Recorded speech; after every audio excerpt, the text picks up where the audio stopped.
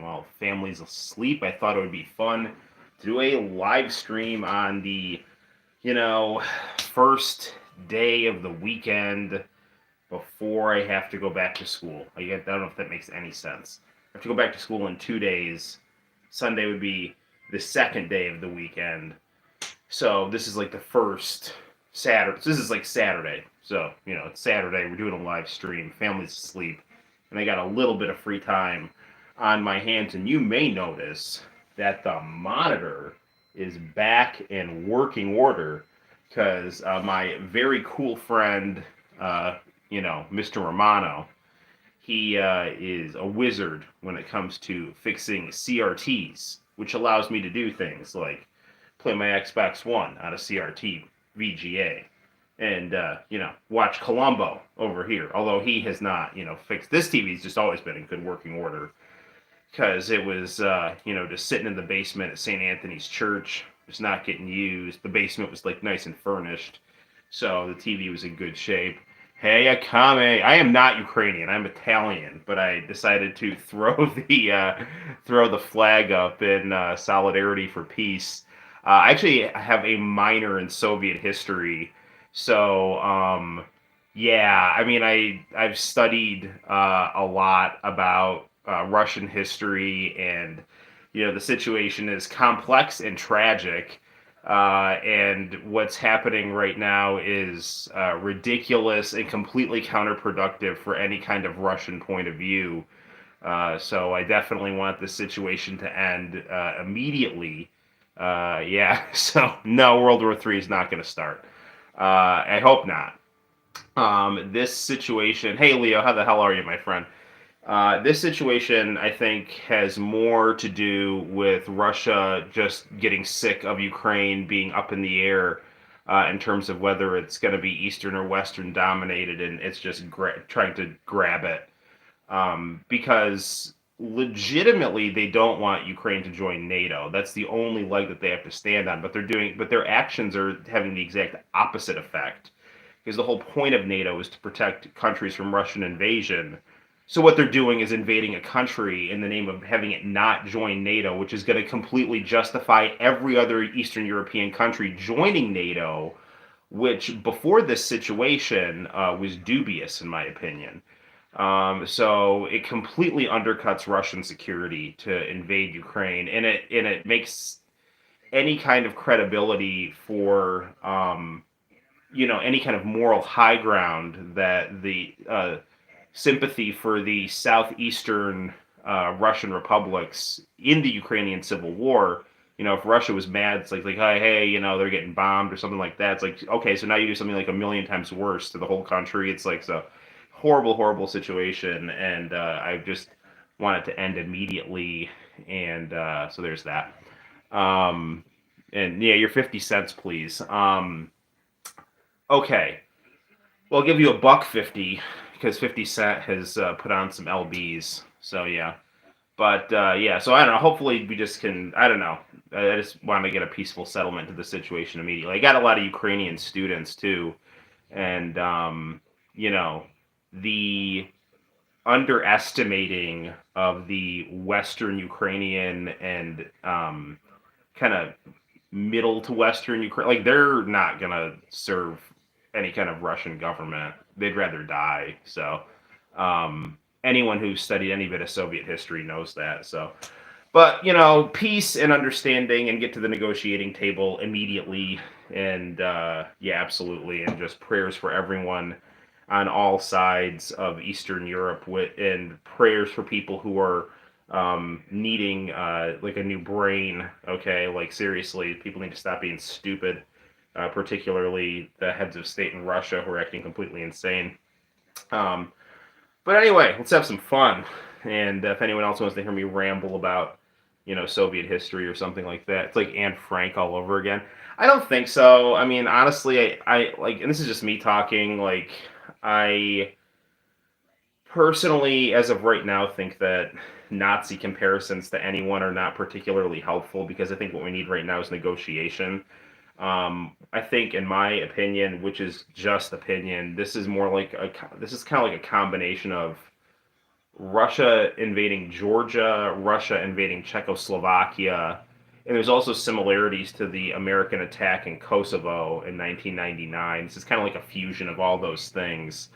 The scary thing is that, and I understand why he's saying what he's saying, because he wants to make allusions to World War II to rile up to get support from the Russian people, but the kind of stuff that Putin is saying to justify this is completely unhinged and detached from reality. Like to try to say that like Ukraine is being run by Nazis when they have a Jewish head of state is the stupidest shit I've ever heard in my life. And it's interesting because like I'm 39, and I keep thinking to myself like people in positions of power can't possibly be this stupid, and then they keep surprising me. The first time happened during the first Trump Biden debate when I was like, all right, I'm going to sit down and watch a presidential debate. I'm like, oh my gosh, these guys are just the stupidest people I've ever seen. Until I saw Putin's speech, and now he's actually upped that. So, but yeah, actually, I think Biden's been doing a fairly decent job by saying things like the United States is not going to commit troops, because that would completely make everything a million times worse and more dangerous. So good on him. You thought it was 56. Yes. Well, I served this country valiantly in Vietnam, and I was actually a member of the A team. Yeah, I was face man. Yeah, yeah, yeah. That's who I was. So good deal, good deal. But yeah, just prayers for peace and love to all my Ukrainian friends and people of Russian background that I know too. It's like, I mean, from what I've seen, people in Russia don't want this shit either. It's like, I mean, the situation, there's complicated politics involved, but the invasion is completely horrendous and unjustifiable, and needs to be stopped immediately. Through pragmatic means, it's going to keep the world safe. Hello, yes, political leaders are horrible in general. I can't stand Biden, but he's doing well thus far. Yeah, that's true. I didn't vote for Biden. I think that if you did want to blame Biden, you would have to blame the Obama-Biden administration, because I think they bungled several things at the start of the Ukrainian civil war that led up to this situation. And so did Putin. I mean, it was a mutual thing that there seemed to be a kind of a carelessness, not understanding the diversity of ethnicity and culture and politics in Ukraine. Because Ukraine has this weird situation where they've got like a Russian chunk, a Polish chunk, and everything in between. And the Polish chunk hates Russian imperialism, and then the Russian chunk is going to be more sympathetic to the Russian political perspective. And when the Civil War happened, those things started to bust out. And, the story was complicated and not completely properly reported in the West. And then whatever leg people had to stand on who were critical of the government in Kiev is completely out the window right now, because this is a unjustified war of aggression that is not going to make Russia. It's going to make Russia less secure, because it's going to put NATO. It's already made NATO countries on defense. So it's like Russia's whole thing is like, I don't want NATO stuff near Russia, which is completely justifiable, because the United States would never want Canada to join the Warsaw Pact. But the thing is like, if you don't want NATO near you, don't behave like NATO has a reason to be near you. You know what I'm saying? So, and again, it's like, if the goal is to have a stable Ukraine next to you, that's absolutely not going to happen, because you're going to have people fighting to the death in guerrilla war, because they're just absolutely going to hate your guts, and I don't know what you're going to do after the fact. So, hey Noel, AEW event was Saturday and not Sunday. It looks really good. Yes, Chris, how the hell are you, my friend? Yeah, man, I am completely considering getting the AEW pay-per-view. Yeah, if you're interested in stopping by, same goes for, you, Nick. I am not opposed, schedule permitting, to getting that. Exciting stuff has been happening. The Good Brothers have rejoined the Bullet Club, so that's really good. And Bullet Club leader, gosh darn it, yeah, Switchblade Jay White. I was blanking on his name for a second. I was thinking of Adam Cole, because Adam Cole and Jay White look alike. And Adam Cole was in the Bullet Club. I'm thinking Adam Cole and the Young Bucks might rejoin the Bullet Club, and we might have straight up Bullet Club in AEW. It's next Sunday. Sunday? I don't know then, man. Yeah, right on. You know what not to just have this be about politics. I want to keep it light, but like I've been holding a lot of stuff in because I think I've seen a lot of stupid stuff on Facebook that's inflammatory and paranoid and not really helping anything. Um, but yeah, I don't know. Kind of forgot what I was gonna say, but um, yeah, I don't know. I totally forgot what I was gonna say once I got on that. Oh, Biden, yeah. Um, People who are trying to use this as an opportunity to like attack Biden, I think, are not doing anyone any favors. Like, I hated it when Trump got unfairly attacked during COVID. It's like people like never waste a crisis, right, to achieve your political ambitions. It's like, dude, like when there's like internet, like I mean, if you want to, like I said, if you want to like criticize Trump for like kind of like taking away medical examiners from China or something like that, that's one thing. If you want to criticize Biden and Obama for pushing an aid package on Ukraine back in 2014 that potentially offered a backdoor into NATO, that's completely justifiable. But if you're using a situation like this just to say like, oh, my opponent is sucks, when it's like this is a situation that requires sober analysis and you not being completely politically subjective, it's you're not doing your point of view any favors. Hey Leo, did I rickroll the class this year? Yes, I did. In fact, the video you saw on YouTube of the French and Indian roll was the video. So I don't know if you remember this, Leo. Like I kind of mashed up the video intentionally. Like I had like one audio tab open and then that French and Indian War documentary open. So this year I just made my own mashup of it, like pre-done, and uploaded that to my YouTube channel. And I rickroll the classes all the time. But I gotta tell you, man, like this is just my take on it. The classes are bigger this year, and I think some of the kids are a little less enthusiastically embracive of some of my eccentricities. So I try to dial it back a little bit, but my personality is what it is too. So, but I definitely miss you guys, and I'm always happy to see the eighth graders from last year when they, come in. Not that I don't enjoy the seventh graders this year too, because I have some very cool seventh graders, some of whom are Ukrainian, so which is very cool. Yeah. Dude, well, if you have me as a teacher, I'm going to rickroll you, so. I wish it was on Saturday and not Sunday. Yeah, man, cause I gotta get up for work, and homeroom is now in my room now, so it's like, I gotta be at work extra early, so it's just, it's a whole thing. So, but I do want to support AEW, and I would like to get that pay-per-view, so I'll keep you posted. For sure, because AEW pay-per-views are always awesome. So anywho, what should we play tonight? Santino and I were playing some Smash Brothers, which is always a good thing to stream. Also, I was playing some Final Fantasy VII on the Xbox One on our newly restored CRT monitor. The reason that menu screen was blinking on it was because the button had somehow asymmetrically. I was there, so my friend, like, he knows how to like decharge CRTs. He works on them. He cleans them. All this other stuff. What about World War II? I mean, there's a lot of. It's fascinating because like, whenever anyone. I should play World War II. I don't have any World War II games actually. I don't have Call of Duty. And I kind of want to avoid World War.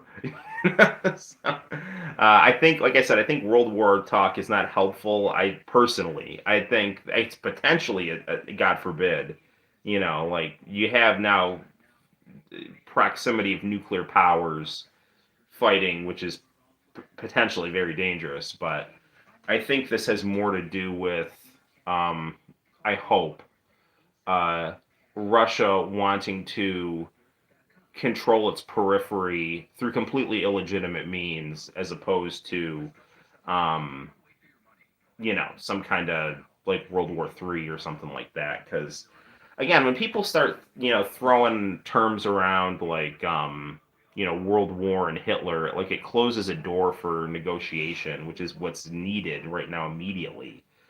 Ideally something that would make Ukraine completely safe but neutral, something that would give some sense of autonomy to the southeastern breakaway republics, or some kind of integration but uniqueness, and some kind of guarantee of Russian security for their own peace of mind. And Putin has just screwed himself completely, because he's going to end up getting completely isolated in the world, and this is going to be bad for Russia's economy too. So just this whole thing needs to stop before it gets worse. And if smart, moral, ethical people who are clear-headed do good things, then hopefully that can happen. So um, I should, but what should I? Maybe I should play some Final Fantasy VII, because that's got kind of a cyberpunk vibe. Kind of the future gone crazy. So maybe we'll play a little bit of that. That's both comforting and nostalgic, while at the same time semi-topic wise appropriate. So yeah. So I don't know, man. Hopefully I'm just not offending anyone and just being honest, and yeah. So there's that.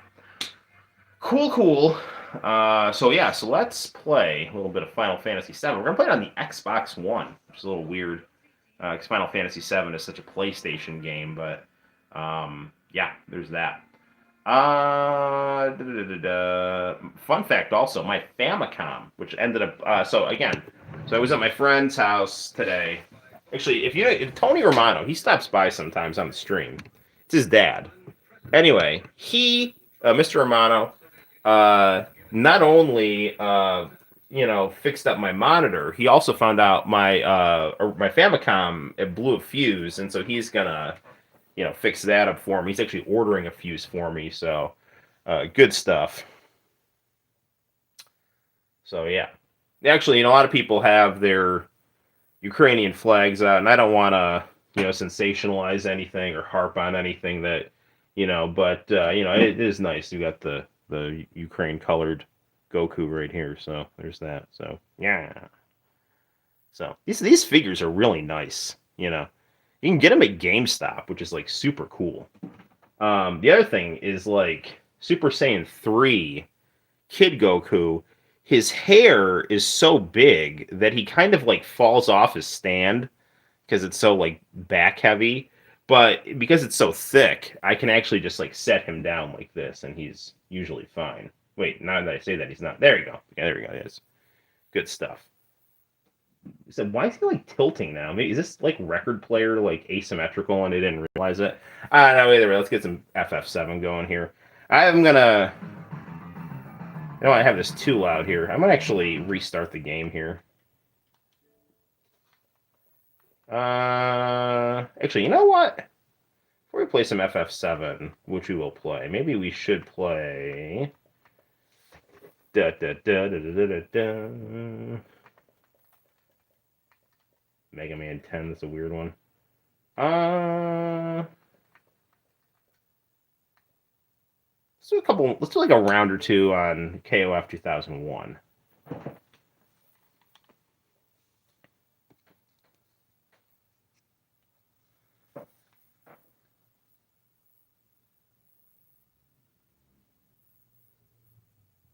I should probably plug the light into the computer here.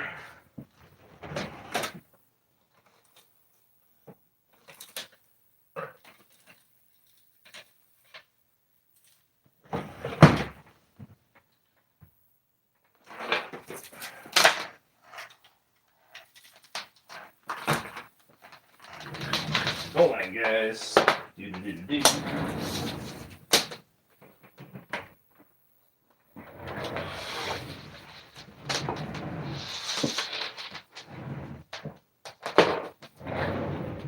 Okay, hang on, gang. Let me just get this plug in here.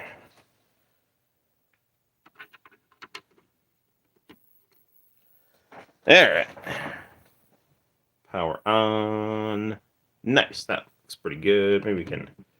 Although that spotlight's really popping right there, but I don't know. Let's see if we can set this up here. All right, it's pretty good. Okay, here we go.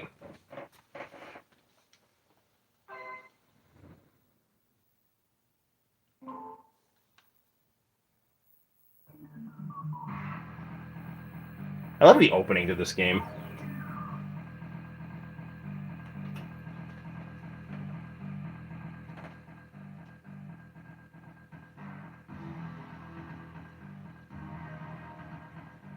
Like, the King of Fighters 2000 and 2001 have, like, my favorite openings in the entire series.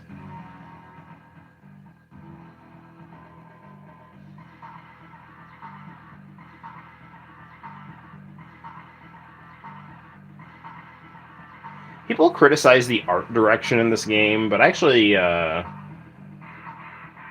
like it.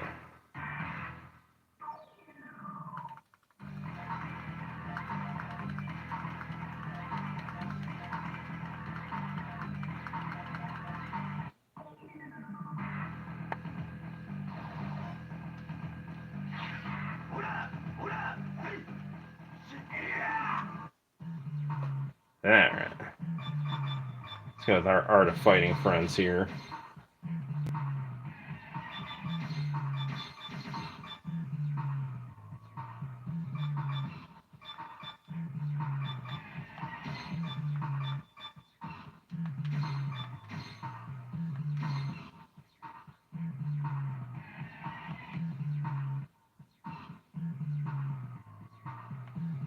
Battle in America.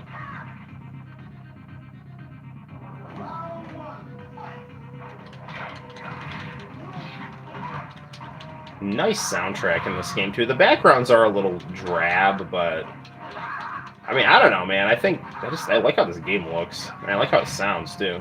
I mean, could I go for a brighter color palette? Yes, dude. I want to get King of Fighters 15, but I'm kind of waiting for the price to go down, or at least till I get paid. It's like $60 right now. I get paid on Monday. Maybe I'll just go to GameStop, treat myself after do a little bit of shopping therapy. Os.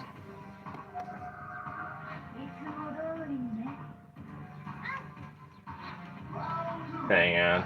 The only downside about having this light on, too, is that, like, it's so bright that sometimes I can't actually see the comments. So I'm going to check the comments in just a minute here. I might actually just turn the light off.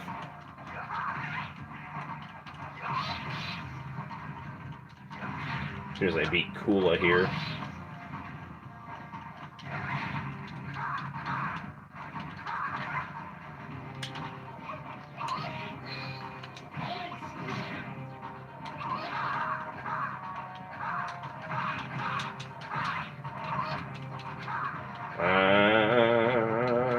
Alright, there we go. Os.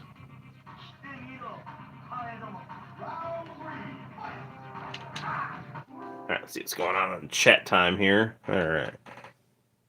Hey, Noel. Hey, Diego. Not a good time in the world, Russia invading Ukraine. We are with you, Ukraine. Yeah, for sure, man. God bless. Peace to everyone involved. Definitely the people in Ukraine. And then also, like, for sure, there's a lot of, good Russian people, too, that are not okay with what's going on. So, peace and sanity to the world on all ends of things, and for sure, man. So happy you're here, Diego. I'm looking at the screen now, and hopefully, like, not too much of that got cut off when I was, positioning the camera. So I guess we'll just leave it like this. Let's see here. That looks pretty good. Yeah, damn it. I'm just gonna turn the light off though, because I can't even see the comments, and it's like really annoying. Hey, Rogue Drums, how the hell are you, my friend? All right, back to some KOF and then some KOF and then some Final Fantasy VII here.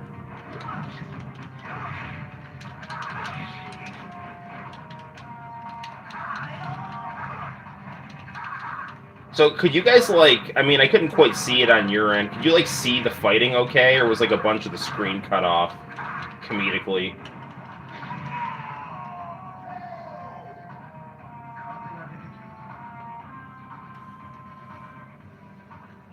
It was Rio.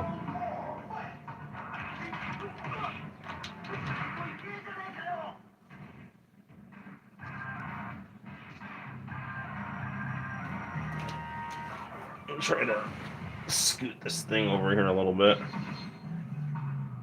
Yeah, why not?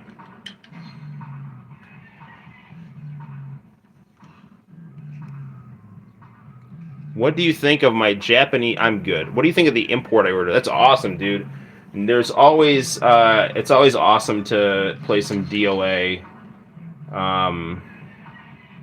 especially the Japanese versions. Because, at least in the case of the Dreamcast one, they were a little more loose about censorship, so get a little bit more that, pretty lady fighter fun,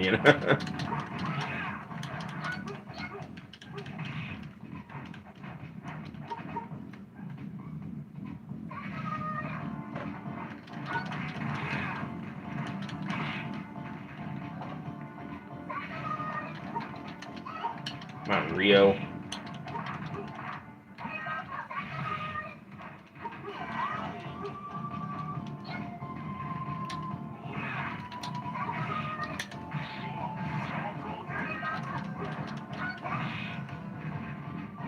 Running low on time here.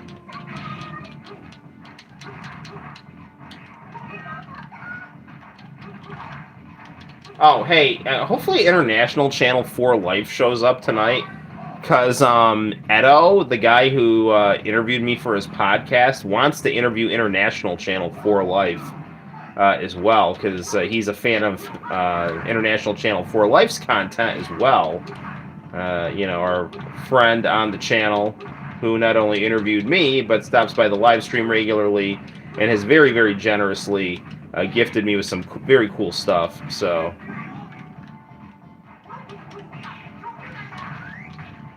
Rogue Drums, when's your your Japanese DOA coming in?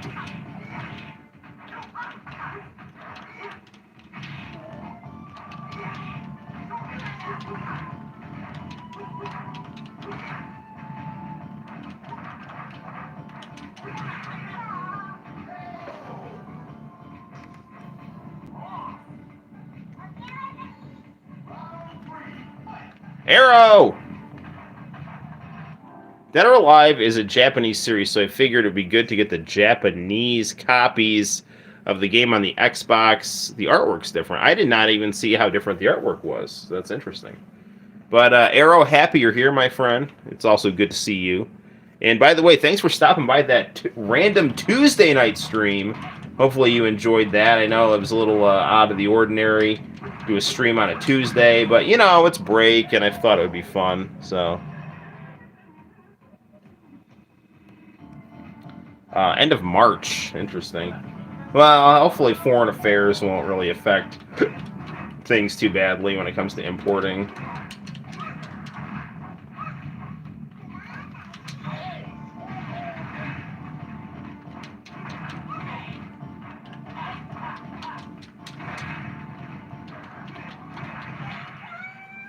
All right, Robert. Italian Stallion. The faces on this game do look a little odd. I mean, they're kind of charming, but they look a little weird.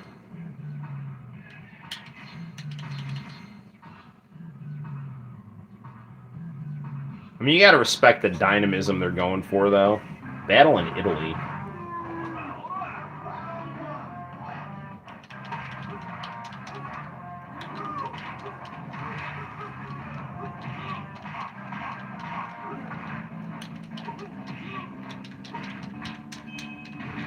Thud.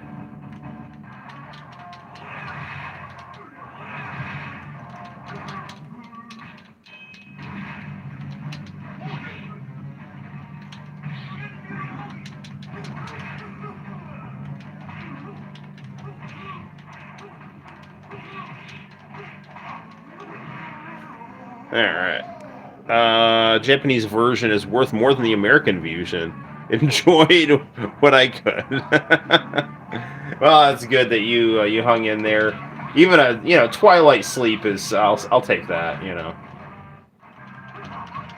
it was just Rogue Drums and Arrow on that one. I mean, no shade though, because obviously it was like random on a Tuesday, and I think I started streaming at like, I don't know, almost 11 o'clock. It was just like, being a parent, it's like I have to stream when the kids are asleep. Not that I don't love them, but it's just like I can't focus on being a host to you guys if I've got like, a baby and a 5-year-old, I mean, although the stream we did with Santino that one time was actually really fun. But the thing is like, he was already asleep and woke up. I usually have to kind of help him wind down to go to sleep, so.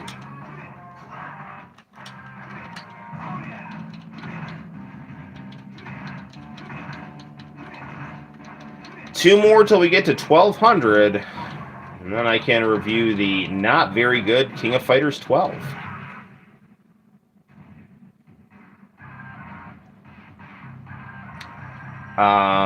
Also Final Fantasy 12, which is okay. I remember like I liked Final Fantasy 12 when I played it, but I can't remember anything about the story. I just remember it was like sky pirates, and there was one boss fight toward the end. There was like some guy with like small glasses and a giant Gatling gun. And I remember there was a bunny girl, and then just kind of a soft-looking dude who was the main character. And that's really all I remember. Like, I don't, like, Final Fantasy 13, I remember really, really liking that game a lot. But I actually can't even remember who the boss of that game was either. But I really liked 13. I remember liking it so much that I beat it twice in a row. First cheating and then not. But it says something about the quality of the villains if I can't really... I can see the bad guy of Final Fantasy 13 in my head, but I can't really remember his whole deal. I remember the party members of Final Fantasy 13 well.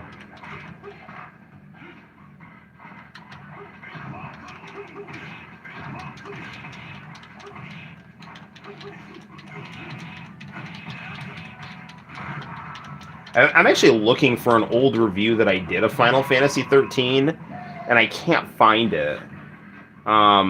It was on my old YouTube channel that I ended up deleting, because I wanted to, kind of streamline things around the Noel ComiX YouTube channel, and there were some videos that I thought were kind of like, these aren't too good, I'm just going to delete them and just start over with a new channel. But there's a couple of videos that I kind of would like to have on this channel just for kind of throwback fun.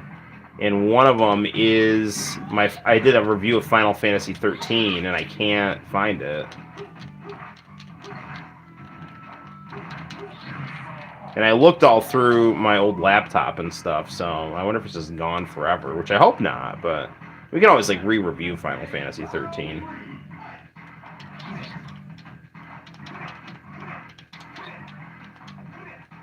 I have not beaten Final Fantasy 15 yet. I'm playing through it, and then I was playing through it this summer, and then when school hit, I stopped.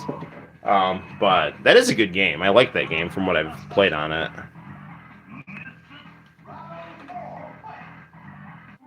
What console is KOF 12 on? I've got it on the Xbox 360, but it was also on the PS3. You'll send a picture when it comes to that. I think recently it's been common to fall asleep to this guy's stuff. No idea, just background game noises. Background is nice.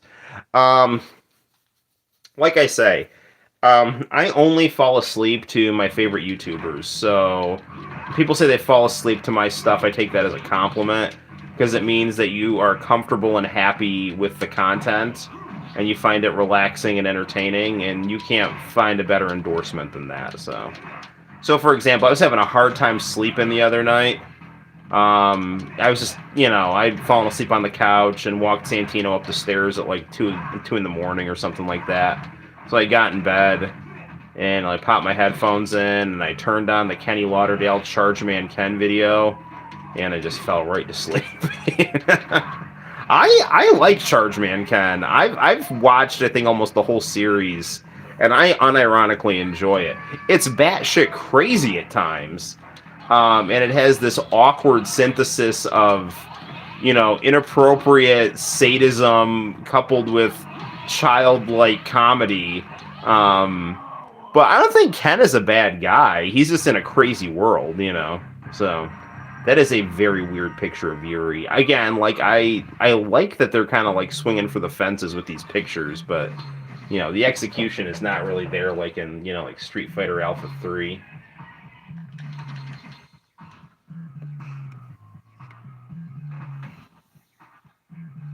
Yeah, I have KOF 12 and 13 on Xbox 360.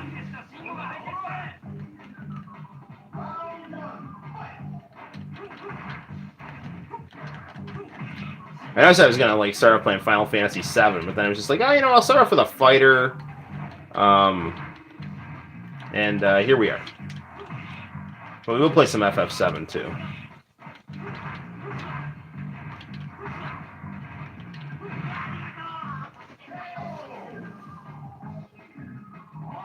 Os.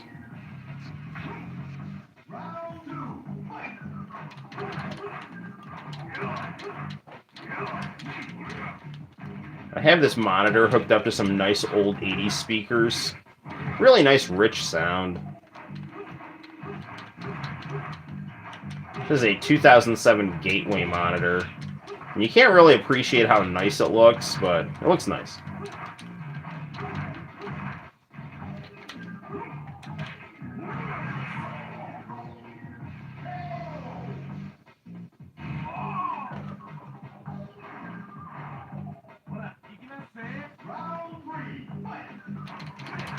Yeah, Art of Fighting guys. They're my crew.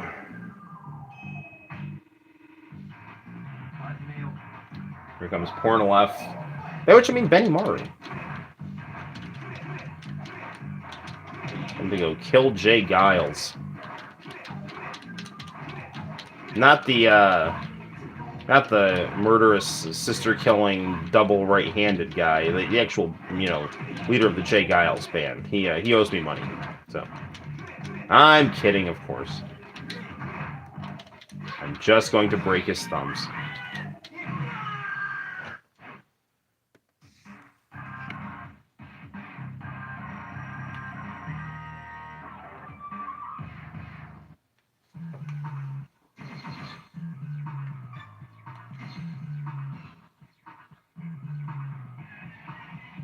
Dude, that is a weird picture of Joe.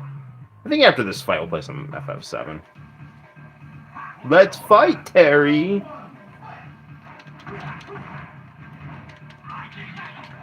I think International Channel 4 Life had us playing that Cowgazer game that had the Fatal Fury the motion picture, AIC, house style, character designs. I'm just shocked that they never actually did a Fatal Fury game with that design. With that kind of character art.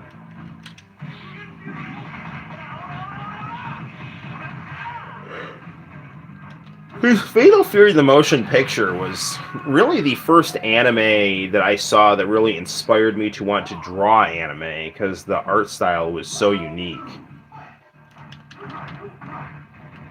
Kid Shoryuken, one of my favorite YouTubers, just did a video where he was in Japan at a KOF 15 pop-up shop in Akihabara, and there was like an actual poster for the game that was done by the artist who did the Fatal Fury the motion picture artwork. It's really cool.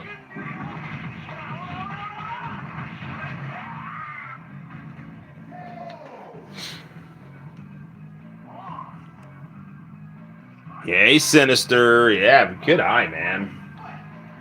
I mean, it also says KOF 2001 right there in the background, but, I have a feeling you just figured it out from 2 seconds of looking at the game, because you're such an aficionado when it comes to looking at KOF games.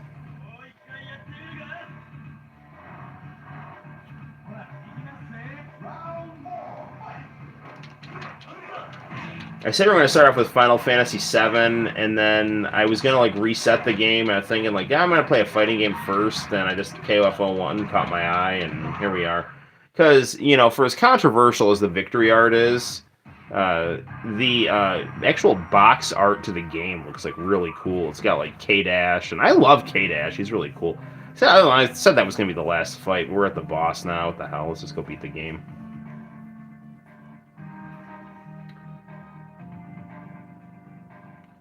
Who's this clown?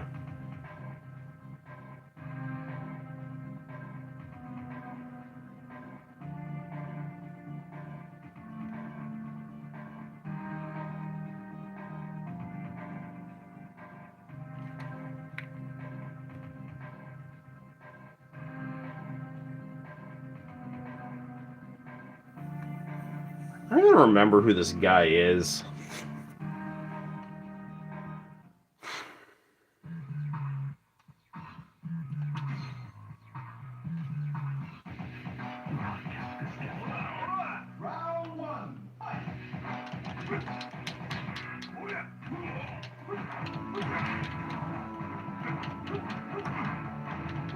Like Evil Chrysalid or something, or Super Evil Chrysalid.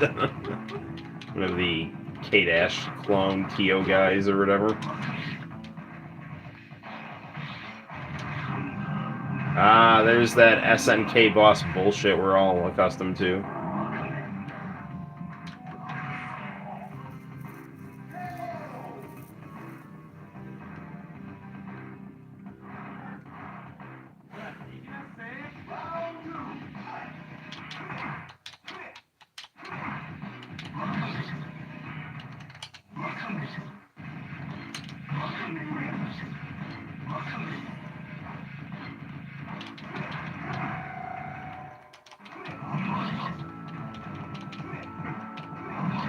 Man, I'm trying to use my long-range attacks to kind of pick them apart, but, you know, it's got that cheap-ass uppercut thing.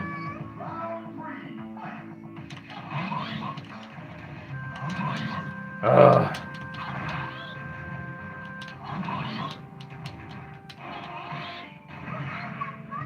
Wow, that's some nonsense.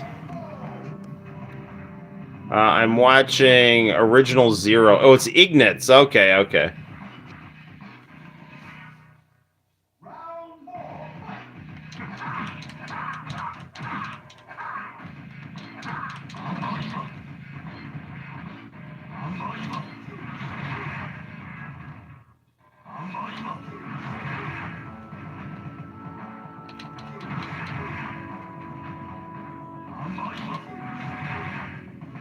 Dude, what is up with this guy's health?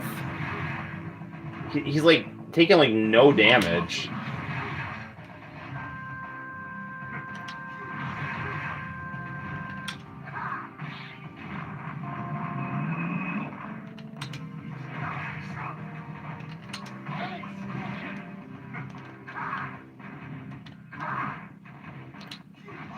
Damn it!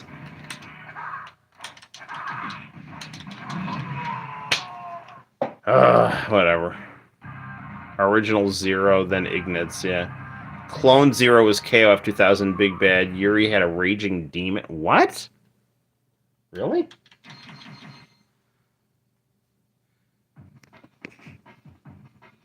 Oh, I gotta fight Ignatz after? That's lame.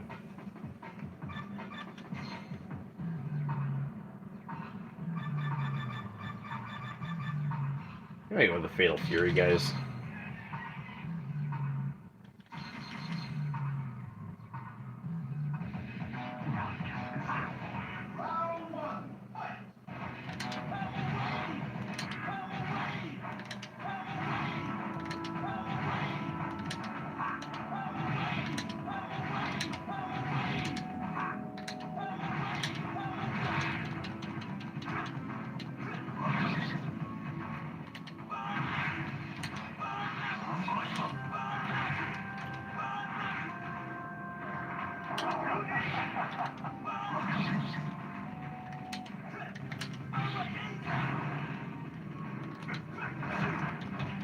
Dude, this guy's health is like...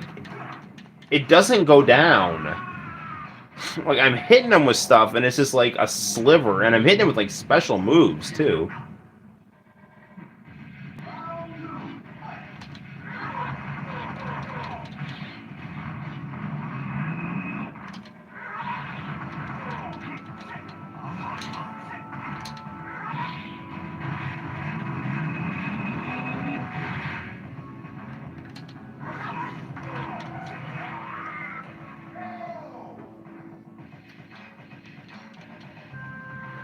Alright, Joe.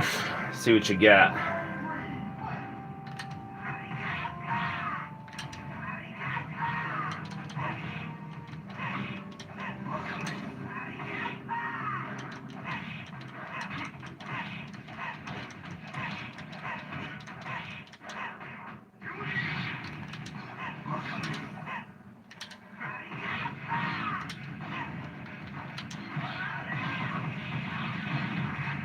Dude, I hit him with my super move, and, like, he's still got, like, reasonable health.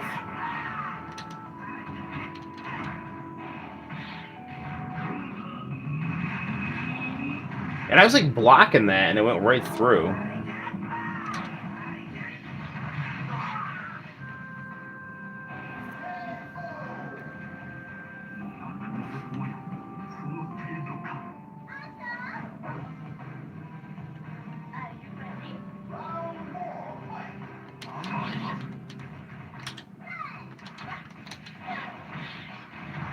I have no knowledge of how to fight with Blue Mary.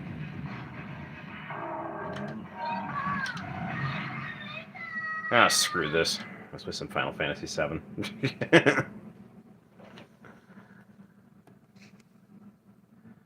Also, this game wasn't released until 2002, despite being called 2001. Interesting. Also, this is the first KOF SNK didn't make. SNK was out of business, and Playmore hadn't gotten the IPs back yet on, like, 03. I do remember hearing that, because it's got that, like, EO-Lix thing or whatever at the start of the game.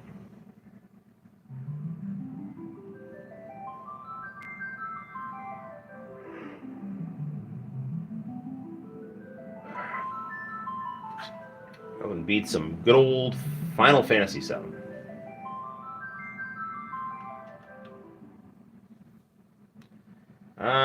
And let's do a new game.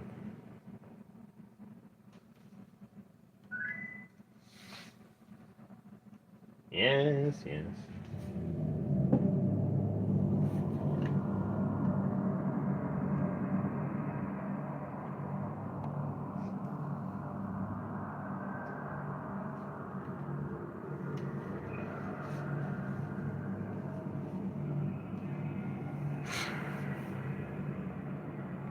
This game had, like, a really good bookending of things. Kind of, like, started and ended with the same shot of Eris. Really good stuff.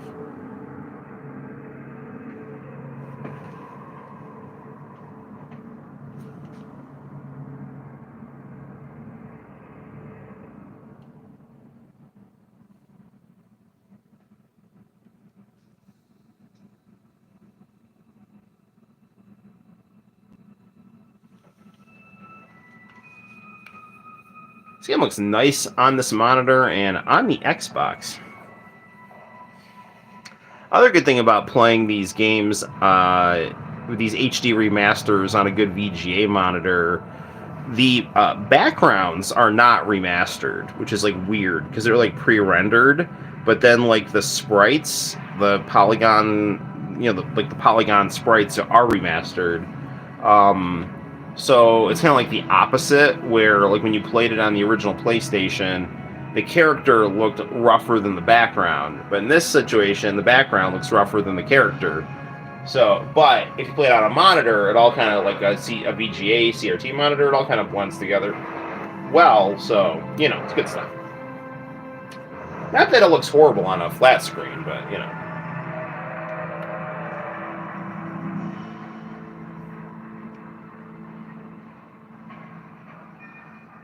sending DMs and PMs, people on IG.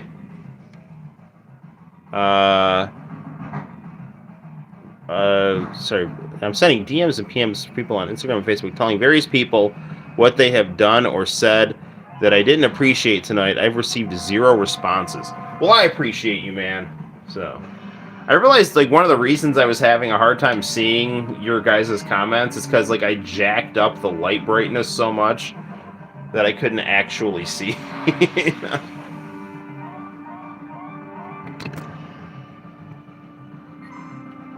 Alright, Cloud. Time to kick some soldier head in right here.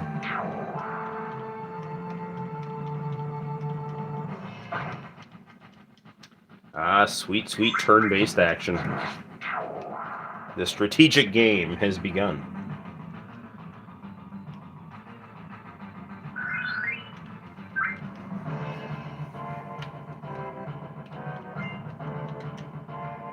Why don't we jack up our battle speed here?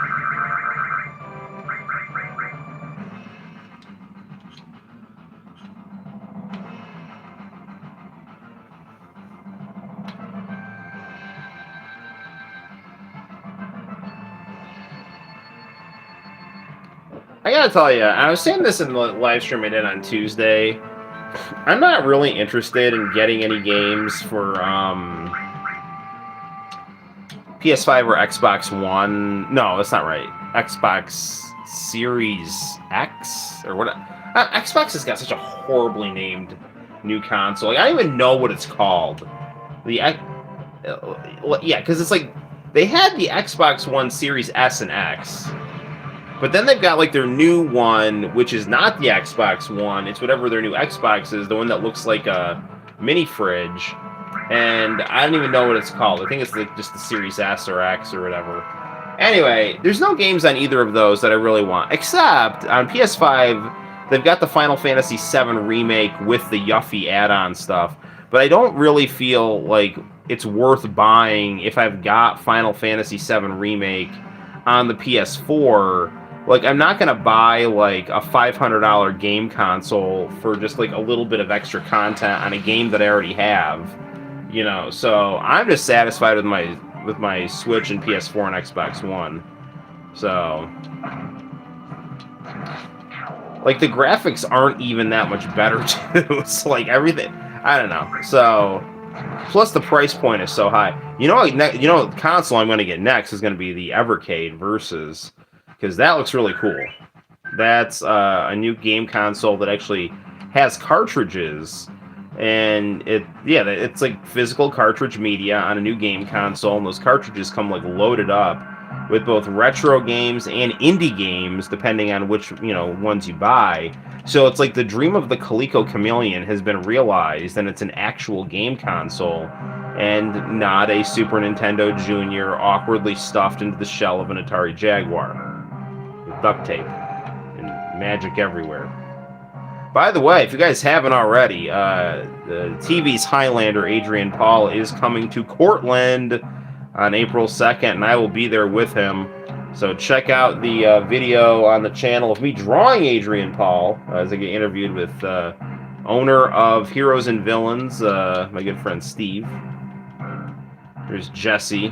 They always had kind of a thing for, especially in the FF7 remake. They really developed her character. I consider Jesse my FF7 waifu. Mr. T with a gun arm. There's like legitimately no one cooler than him in the history of video games. Possibly Sonic, but new generation is not relevant to me. Xbox Series S or X. Xbox One had an S and X variant. Yes, it did. I've heard good things about Evercade. Yeah, Evercade looks awesome. The Xbox Series X is the new one. Not all in television. It's not all in television Amico or Atari VCS. I actually would get an Atari VCS if the price was right. They're just too expensive. Like, I would love to support that system, even though its development history is insane and not in a good way. But I'm just happy they got that thing out the door, and I think it's cool that there's new Atari hardware, but it's way too expensive, dude. Like, it's an underpowered mini PC that's is expensive as a PS5. Like, I'm not doing it. I like it. I mean, I'm really happy it came out. Like, I did videos on the Atari VCS for my channel that were I tried to be analytical, but they were also pretty critical. And I never thought it would come out, and now that it's come out, I'm really happy that it's out, and I'd like to buy it just because I think it's interesting, but it's too expensive, and there's legitimately no software for it. You can turn it into an emulation box, which is cool, but I've got the Super Console X, which is an awesome emulation box, and that is $80. I think my wife got it for me for $70-$80 for Christmas, and the Atari VCS is $3.99 or some bullshit like that. I actually think it might have gone down to $2.99, but that's still too much. If that thing goes to $150, I will buy it.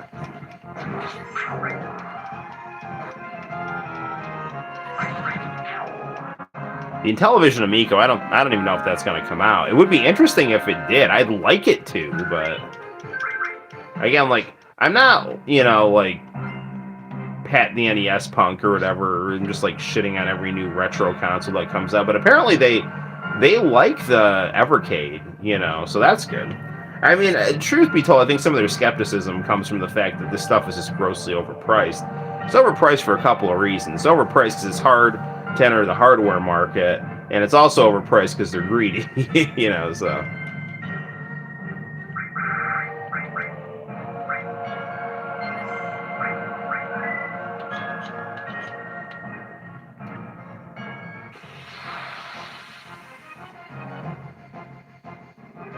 Don't attack while the tail is up. Which is going to happen soon. I also have Final Fantasy VIII on this Xbox as well. I have Final Fantasy IX on my Switch, but I actually had to temporarily delete it because I was out of space on my SD card, and Smash Brothers needed to update. I've got to get a bigger SD card. I have to look up how to transfer games from like a 64 meg SD card to a 128 or something. Get some room.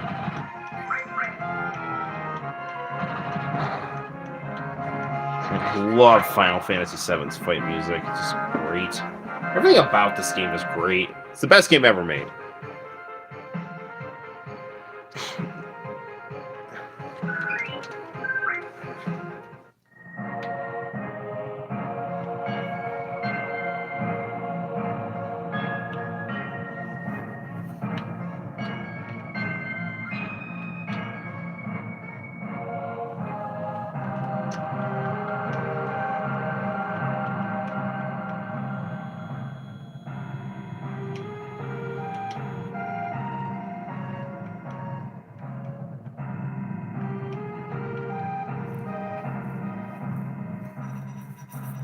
I'm kind of tempted to play through Parasite Eve again. I'm definitely getting the new Chrono Cross when it comes out. Just because I want to support it. It'd be cool to have an official copy of Radical Dreamers, too. Even though I have a nice repro cart.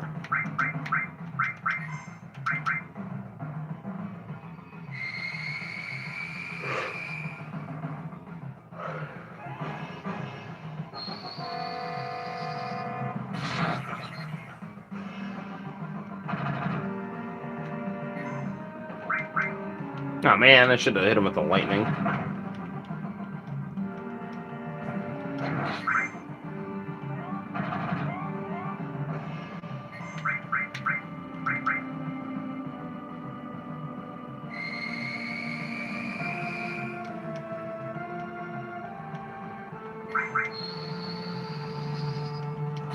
Ice. No, that's lightning. What am I talking about? Ice is my other spell that I've got. I remember there used to be like a really good Pepsi commercial that had like a PlayStation tie-in, and it had like Santa Claus playing Final Fantasy VII, and he like summoned Titan. And I just thought that commercial was like really cool. To this day, I am just exceedingly annoyed at Bernie Stolar for, you know, not importing good games on the Saturn, especially like, you know, PlayStation, you know, imported like all their really good RPGs and stuff, and their Japanese titles, and then freaking Bernie Stolar just left them rotting in Japan. Not rotting, I mean, they were doing successful things there, but like, why on what set of logic would it, you know, have made no? I mean, I don't know, maybe because I heard Victor Ireland didn't get along with Bernie Stolar, but like Lunar, for example, really big on the Sega Saturn in Japan, you know, never came out in the United States. You know, like stuff like that.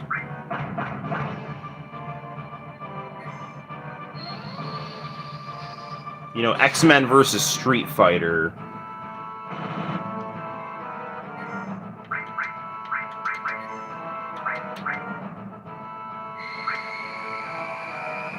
I mean, I think Deep Fear came out in America, but I'm not sure. It might have just been out in Europe, or if it is, it was like such a limited release. You know, like I don't know, man. Plus Saturn, I don't want to get into it, but like it was so poorly marketed in the United States. It just makes me want to like throw something. And then, I mean, the whole debacle with Sonic Extreme. I mean, that was Yuji Naka's fault, as far as I could tell.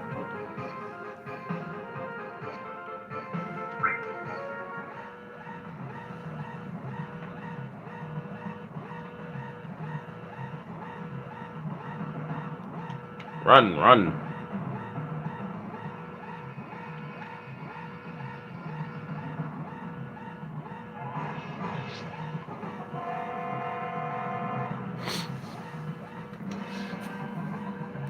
So one good thing about Tom Kalinske, you know, and Sega of America, even though they, you know, I think at times were really, really, really bad at communicating with Sega of Japan, they brought over a lot of good games from Japan. You know, like they brought over the Phantasy Stars and, you know, just good stuff.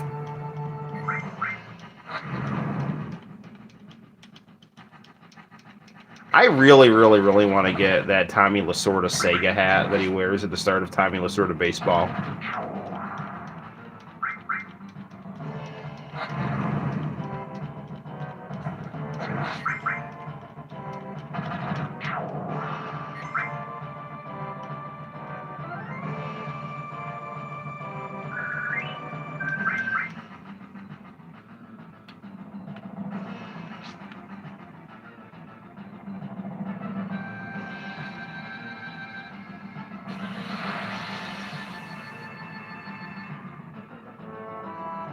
Let's just run away.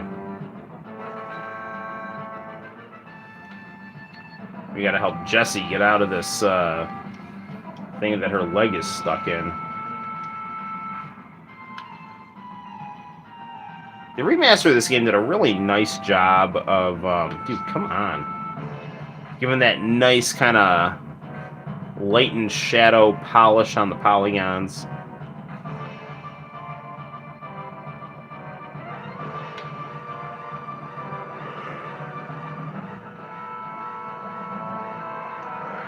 I've played through the opening of this game so much. I really like it. Obviously.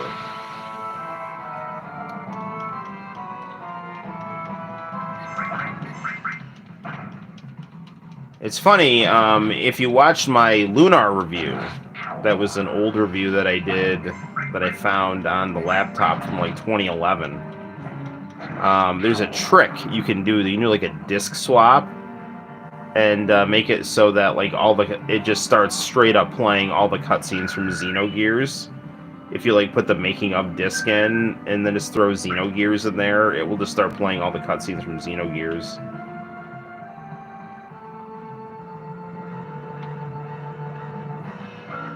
Which is really interesting, because Xenogears has really pretty cutscenes. Especially the ending credits.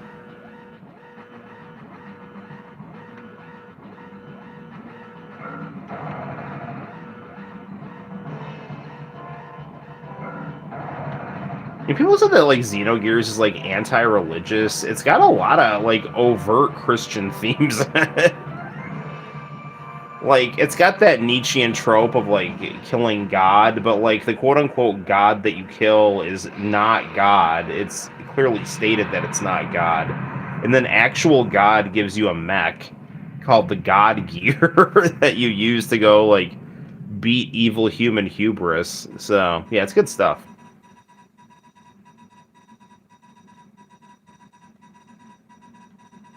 Although I think God in Xenogears was called the Wave of Existence.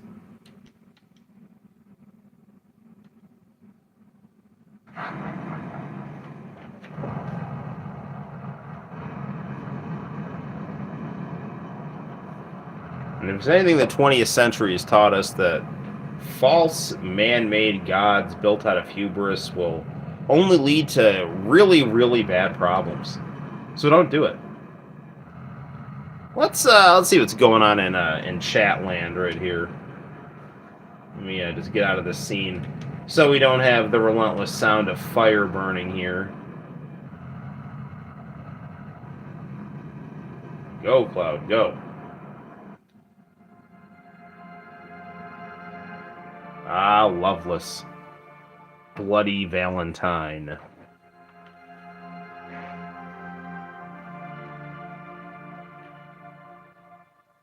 Okay.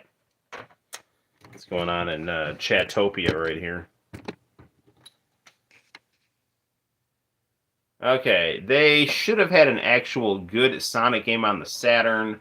If they had a 2D game like Sonic CD or 3, that would have been great. I agree. In fact, they did actually port Sonic 3 over to the Saturn as part of Sonic Jam. And Sonic Jam was actually a really good game. It gave you all the Sega Genesis Sonics, um, plus all the cutscenes of the commercials. I'm sorry. It gave you footage of cutscenes from like Sonic CD. It gave you video footage of all the Japanese Sonic commercials. It gave you a lot of. I think it gave you like all of the Japanese Sonic promo art. And then you got the 3D demo of Sonic Adventure when it was in development for the Saturn. So, Sonic Jam was a really, really good game. But it was never advertised in the United States. Like, I don't remember, like, ever seeing a commercial for Sonic Jam. And that is super annoying because I was all about buying any Sonic game I could. I bought Sonic 3D Blast, and I really liked it. I got Sonic 3D Blast for Christmas in '96, which is when it came out, instead of Sonic Extreme, and I like that game a lot. It's different, but it's not bad. It's grossly underrated, but um, it's not. It's clearly not. It's not like Mario 64, right? You know what I'm saying? It's like it's a good game. It's a really good game, but you could tell it was just like it didn't seem like a flagship Sonic game, and that's because it was designed to be a late in life game for the Sega Genesis and not a banner title for the Saturn. You know what I'm saying? So, um, yeah, I mean, if you ever like look into the story of Sonic Extreme, it's fascinating. It's just like, you know, first it was in development for the Sega Genesis, then it was in development for the 32X, then it was in development for the Saturn. It was made in America by people who were not that skilled and were not of the caliber, although their spirit was there for sure, no question about it. Um, so, but they just did not have the programming skills of the Japanese program team. And then, once they finally had a way out to get it out the door, Yuji Naka just, put his foot down and wouldn't let him use the Knights engine, which is really stupid because they could have still credited him for it. Um, so seriously, like just say like give him like top billing on the game. But so it's really dumb. And a 3D Sonic game using the Knights engine could have definitely provided a powerful alternative to Mario 64. And I think Sega Saturn is, for all its programming difficulties, when you knew how to program for it, it looked it looked better than any of its competition. Like, I mean, if Dakota or Rogue Drums will know this because he's probably beaten Shenmue 2 on the Xbox, the OG Xbox. You can see a whole demo movie of Shenmue when it was in development for the Sega Saturn. I mean, that thing would have rivaled Final Fantasy VII in depth and quality, for sure. Cool. All right, what do we want to do here? I'm having a lot of fun playing Final Fantasy VII, but I feel like I should kind of shift gears here.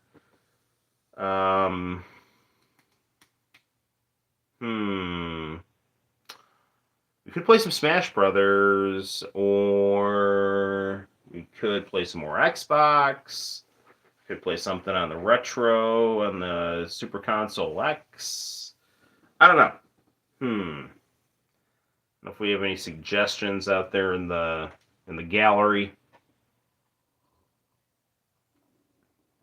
One of those people who can drink coffee anytime at night and still go to bed whenever he wants. So I guess I'm just built different. There's also Final Fantasy VIII on the Xbox One. So that'd be interesting. Could do some of that. I don't know. Maybe play some Sonic CD. I got Japanese Sonic CD on that Super Console X. I don't know. Well, either way, why don't we'll go home here on the Xbox. maybe what we could do real quick. Why don't you do a nice tag run of DOA 5? Oh yes, if Shenmue was released for the Saturn, that would have been awesome. It looks good. It looks great on the Dreamcast. I have Shenmue 3 and I haven't played it yet. I don't know if any of you guys have played Shenmue 3 yet, but I played 1 and 2. You want me to play Sonic CD? All right, you can do that. Play some Japanese Sonic CD. Play some Toot Toot Sonic Warrior. We'll do that. Let me just do a couple tag matches on Dead or Alive 5, since we were playing that on the last stream, but maybe not all of the gang out there in YouTube land got to see it. So we'll play some DOA 5.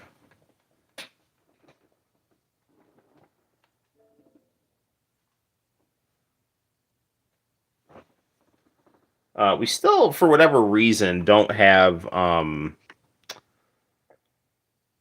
Mai is not available, and I don't know why.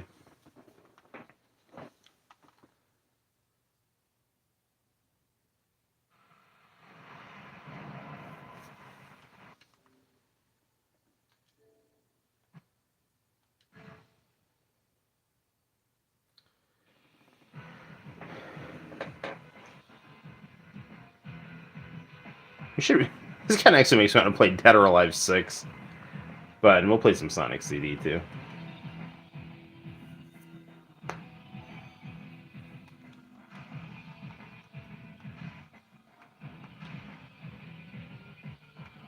Do some tag match here.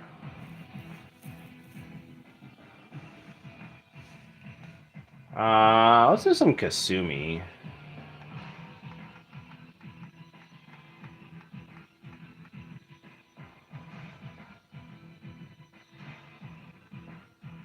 And let's do some.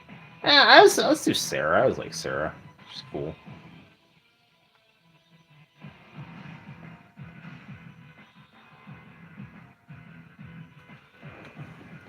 All right, better run home to mama now.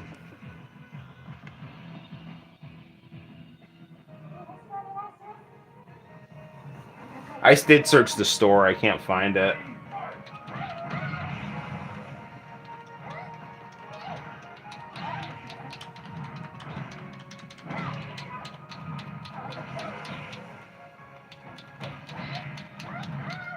And Dead or Alive is such a pretty game. It just has that nice, soft...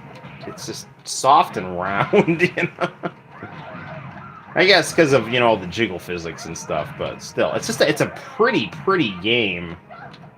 I mean, regardless of the eye candy, it's just got a very pretty art style.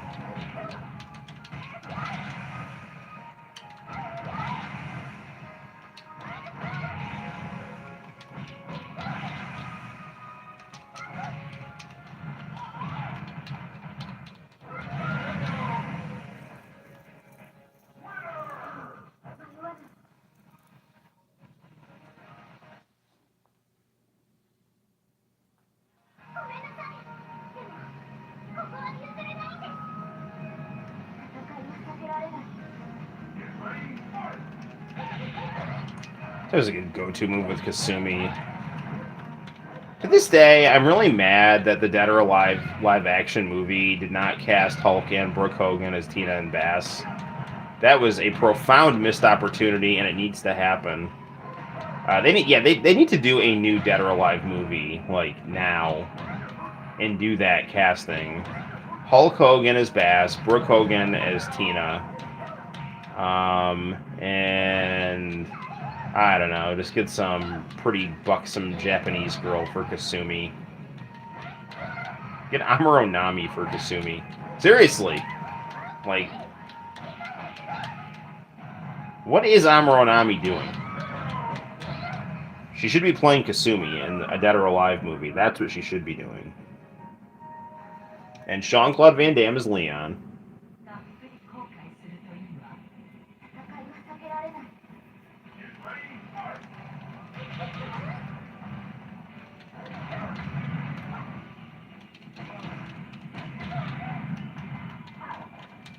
I've been watching Virtua Fighter, the animation. on Retro Crush. That's such a good show.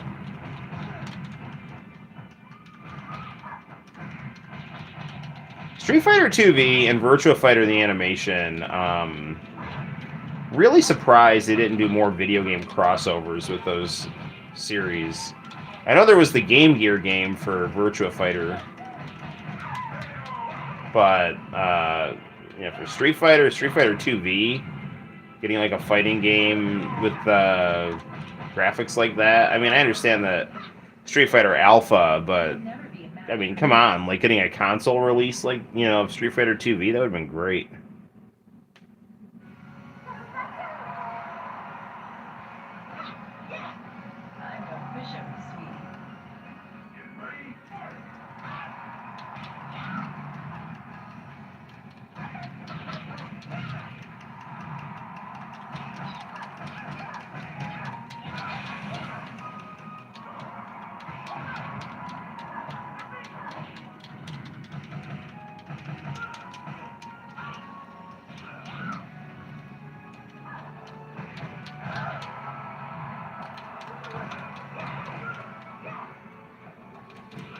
Does anyone know if Dead or Alive 6 actually, like, put tag content in it? Because I remember, like, when I got it, it was new, and they didn't have a tag mode, and I was just thinking to myself, like, what the hell is this?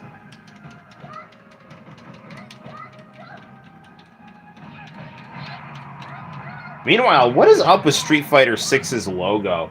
Our friend of this channel, Brave or Grave, his name's Evan. He stops by the streams once in a while, and he always sends me a Christmas card. He's awesome. He did a really cool Street Fighter 6 logo where he like made the G a 6. Like it would have been like way, way better than what Capcom did, which is just really odd.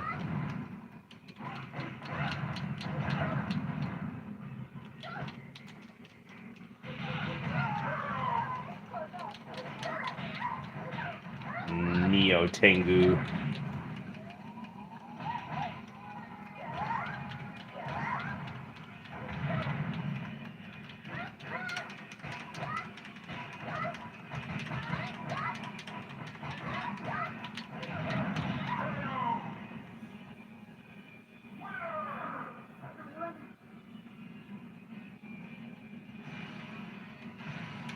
New costumes. All right. Good deal. All right. Well, that was fun.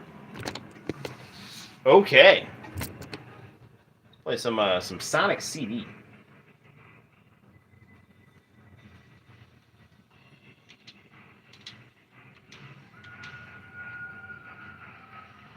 Sorry, I'm just closing out this. Let's play. Go ahead, knock yourself out. Let's turn off the console. Okay. Cool, cool. Well, I'm really happy this monitor works. That makes me feel good.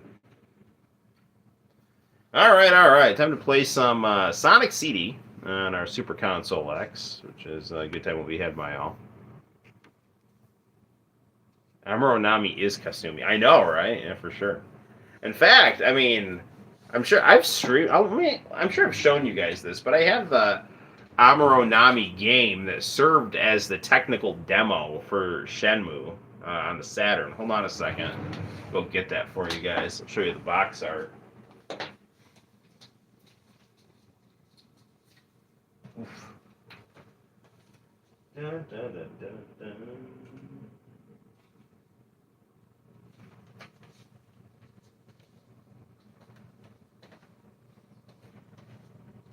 So this game,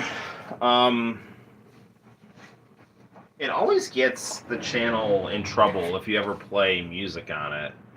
But this is a really cool game, and it shows you like transparencies, it shows you high-level 3D, it shows you realistic 3D, it shows you chibi 3D, it shows you really good shading. I mean, it really puts anything on the PlayStation to shame outside of Squaresoft cutscenes. And even then it can hang or be superior, but it's really good. So yeah, this is the Sega Saturn was popular in Japan, and Amuro Nami's obviously a really A really good, fell right out. Um, Really popular pop idol. So teaming up with the Sega Saturn and AM2, they have the Amuro Nami disc right here. So that like legitimately went by my cup of coffee. I was like really nervous for a second. It's like I really don't want my Amuro Nami game to fall in a cup of coffee. And here's the instruction manual here. They have Sonic in the back, which is cool. So yeah. What does the game look like? All right, man, let's do it, man. You want to see this game? Let's do it, man. I'm gonna like have to not have the speakers on because it will get us in trouble. Maybe I can like talk over it and it'll be okay. But I'll show you, man. Let's do this. All right. I'm gonna actually unplug the light from the thingamabob here, the stand. I always wonder to myself, what would my JoJo stand be? Probably called either Starship or Aha. Probably have to shrink this down a bit here.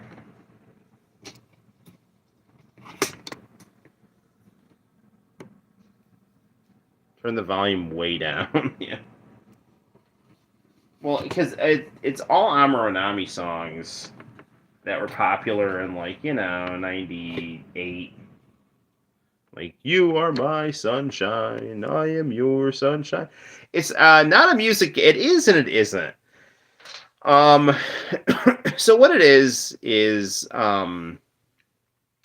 basically like a 32-bit music video simulator, I guess you could call it, with like really cutting edge, like Sega Saturn generated versions of Amuro Nami and polygonal art.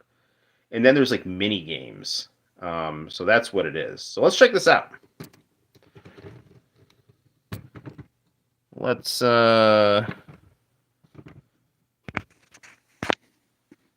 position our man. What the freak, man? Where's my? I guess it's good. Okay. Here's my Saturn SCART cable here.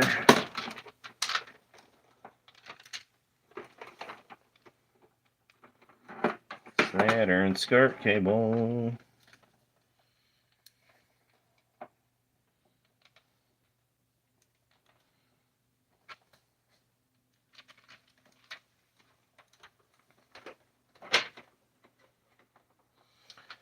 Hang on, guys. I'm coming here.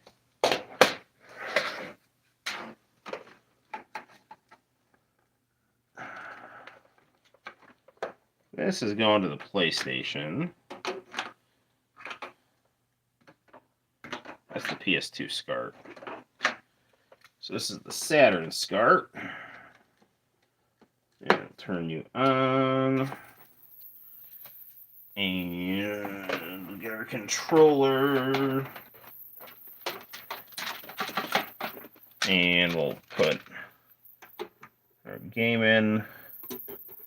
Actually, the last game we were playing, this is a good one. This is a 3DO game, but it also got a Saturn port. It's Strawl. It was actually a Data East Laserdisc game originally called, I think, Chancy Stone. And it's basically like an anime version of Dragon's Lair.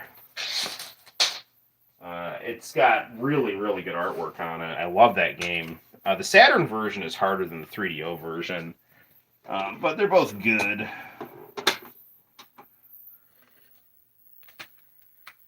I actually would like to get a 3DO.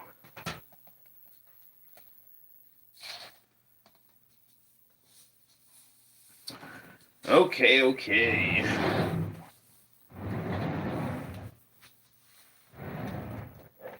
Sorry, we're a little crooked here. How is it similar to Shenmue? It's the graphics engine. It's what the graphics would have been for Sega Saturn Shenmue. demonstrated here.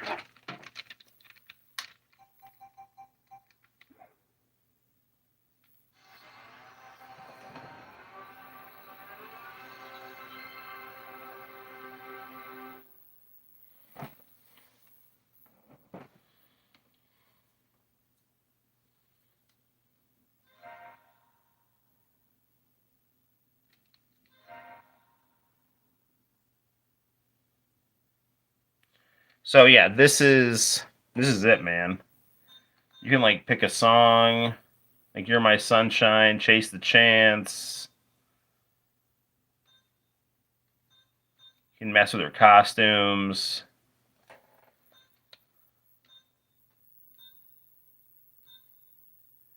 This is like showing like what the Saturn can do with like RPGs.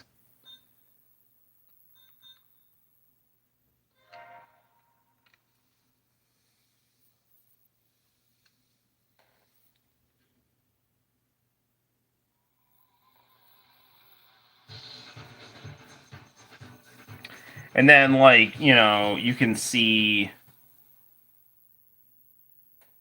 like it basically are like these performances. It's kind of like these trippy hey music champ style performances, but all being generated by the Sega Saturn.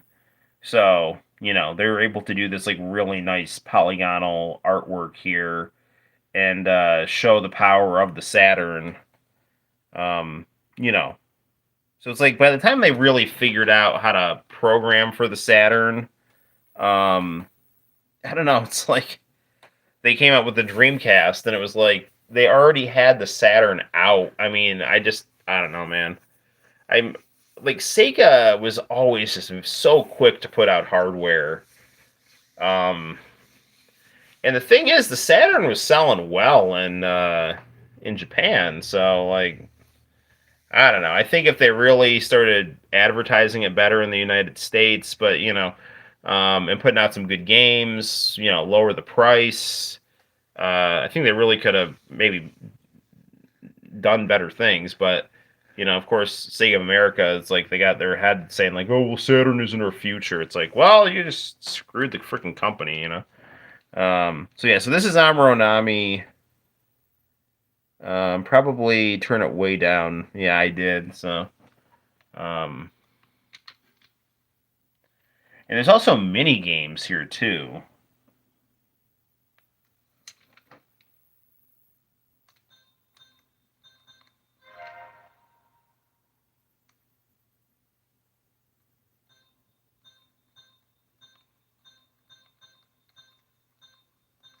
Chase the Dance.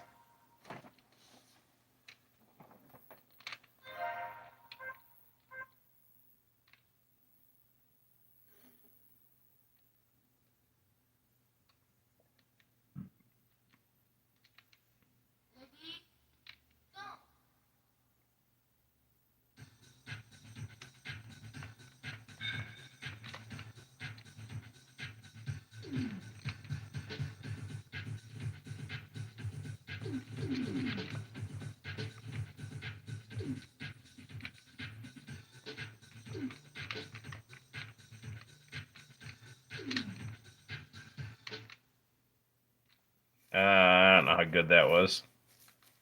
Well, that was it. So. Yeah, it's just like do like random mini games and stuff on here. Looks like it was early Dreamcast or early PS2. I know, and it's on the Saturn.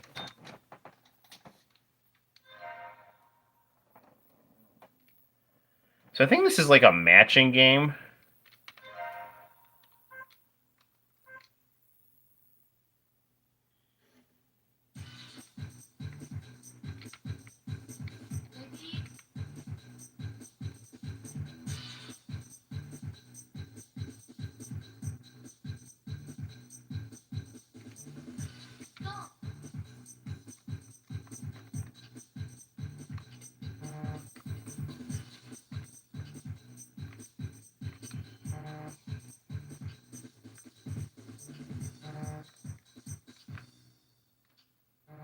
Darn it.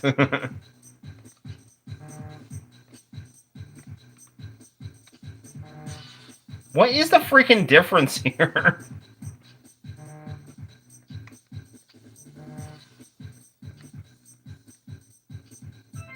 There's one.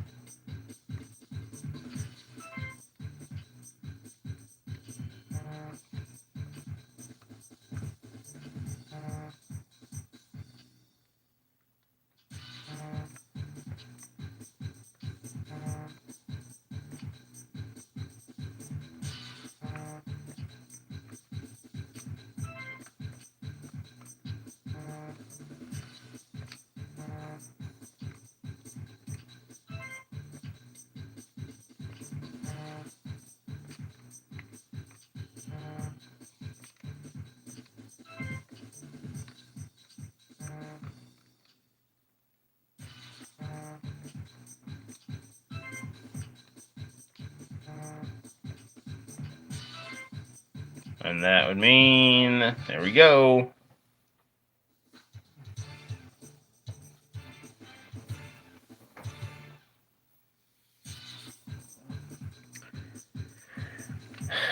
I think I've played Daisuke Asakura's Media Romancer for you guys as well. It's another another J-pop game that I have that I like a lot. And it's, based on my favorite composer, Daisuke Asakura. And it's like not quite as technically impressive as this game, but it's kind of similar. It's got a lot of mini games. Tells you like where to find Daisuke Asakura's like fan club and stuff. So yeah, it's good stuff.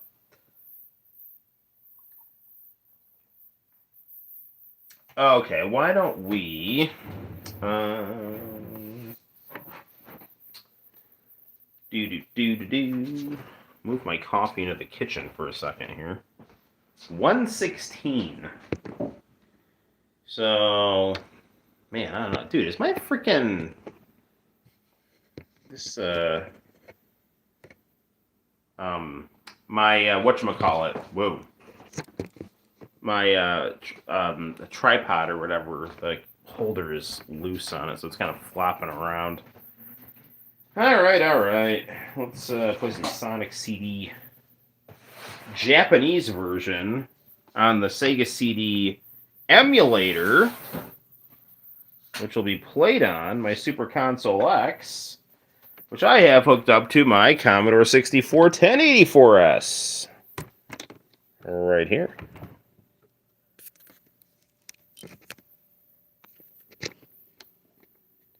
There we go. All right.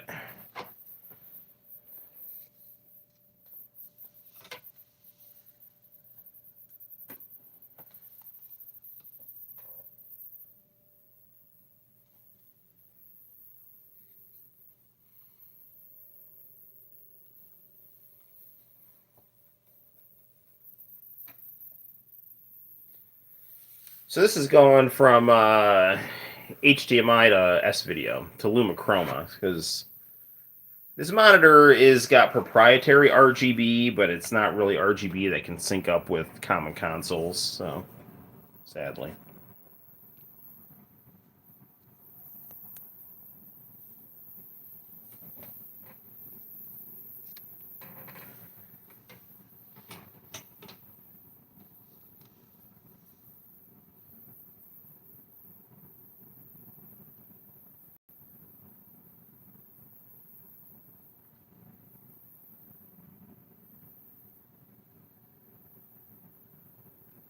Okay.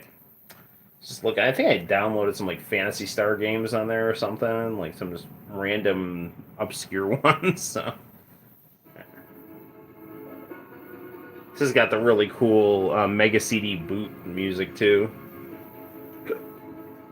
It's hard to say who's got the better boot screen, but I really did like the American Sega CD that do do do do do do do do do do do do do do. But this one was also really pretty and ethereal.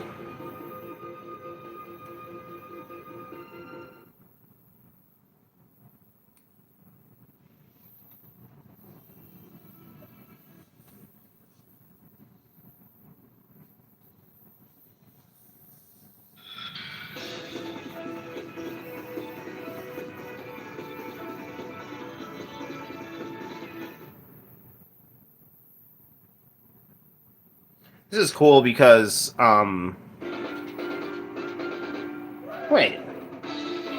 how come I didn't do the I wanted to do like the opening here. Let me restart that here.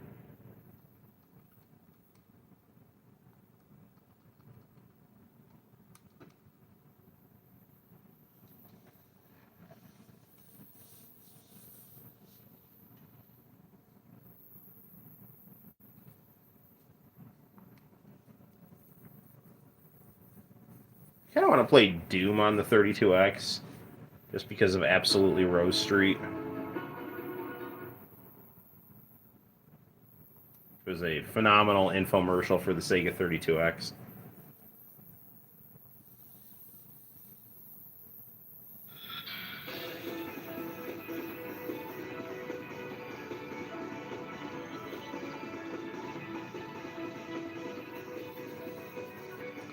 I think if I just let this play, it'll just go into the anime opening. Yeah.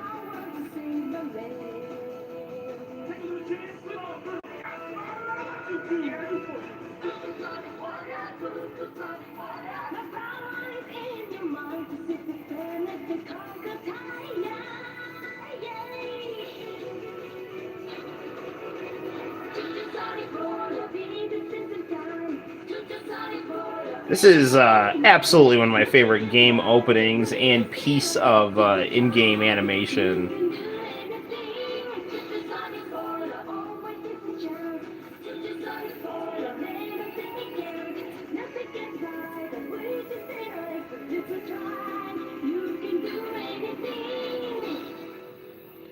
I like Sonic Boom, but this is way better.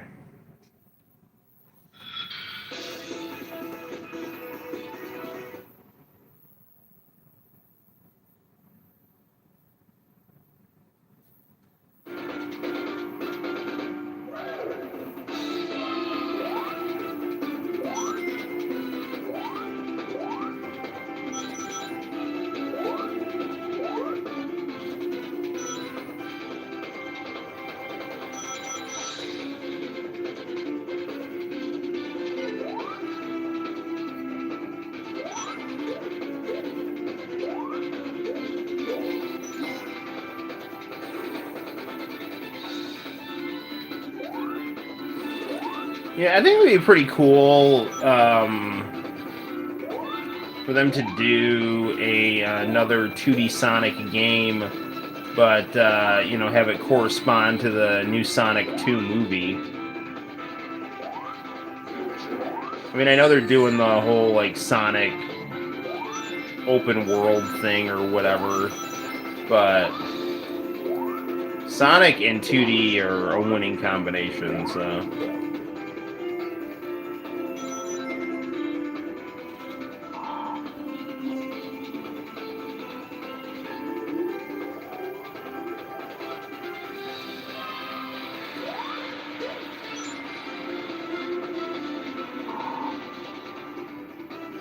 Amy.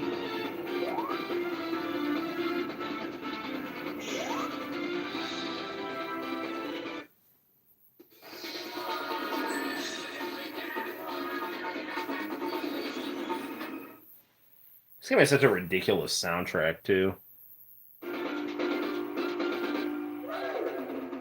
Hey.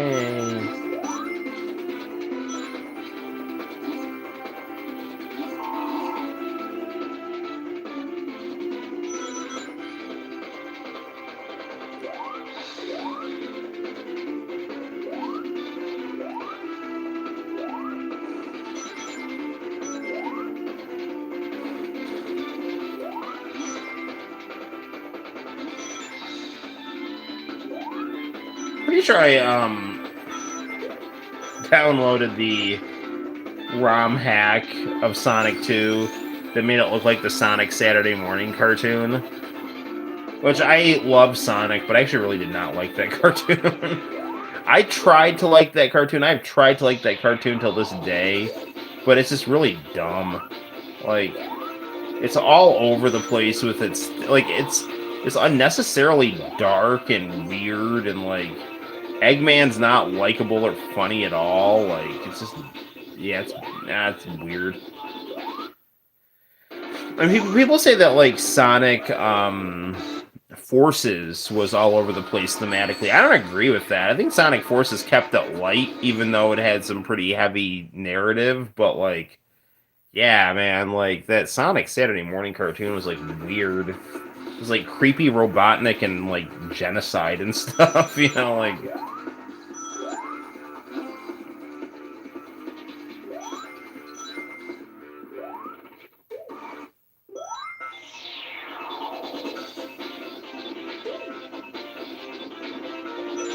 I would much rather than make a cartoon about Sonic being the reincarnation of a World War II fighter pilot.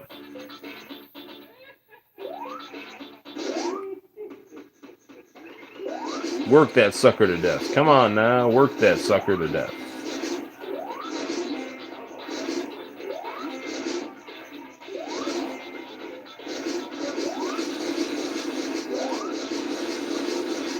His power is incredible. He doesn't stand a chance.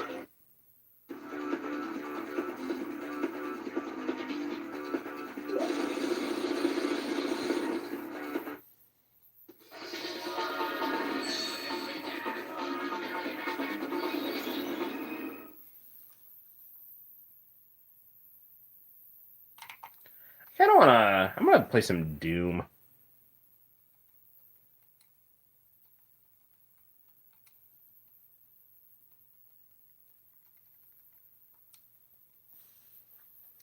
Never played Doom on the 32X. I'm curious.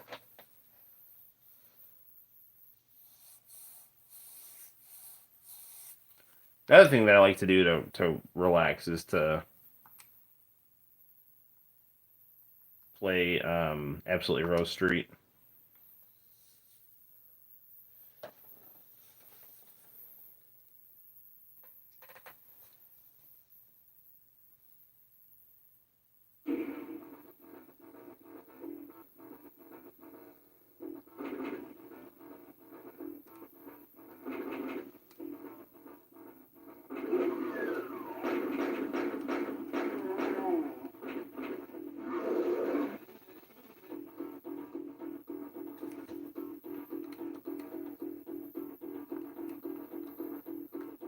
Okay, how do I fire here? Okay, X.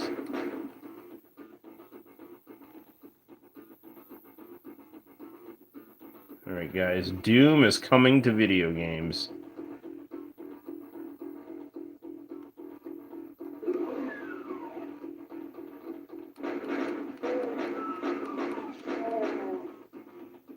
Well, that was easy.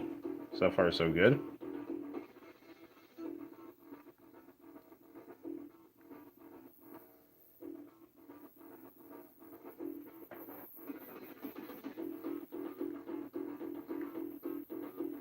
I'm always bad at first-person shooters like this because I have a horrible sense of direction. Where is someone hitting me? There you are.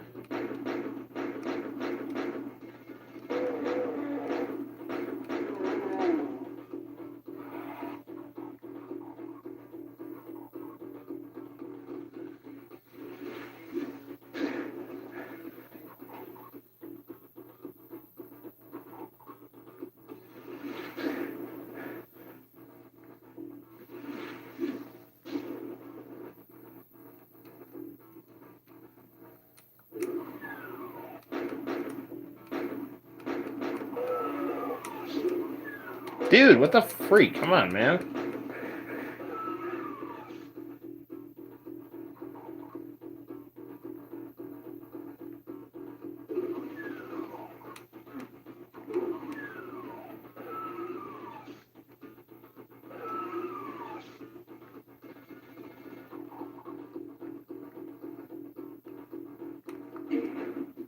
All right. Good deal.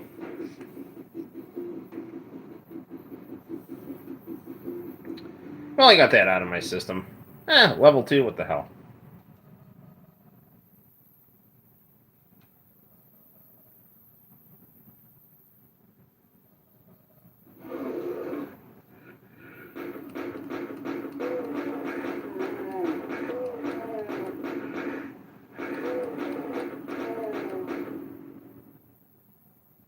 Anyone else?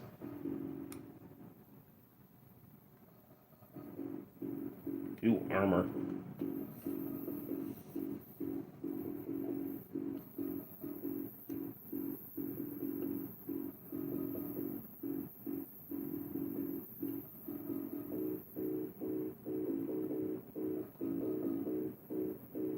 So he's a little more partial to Duke Nukem, but it's all good.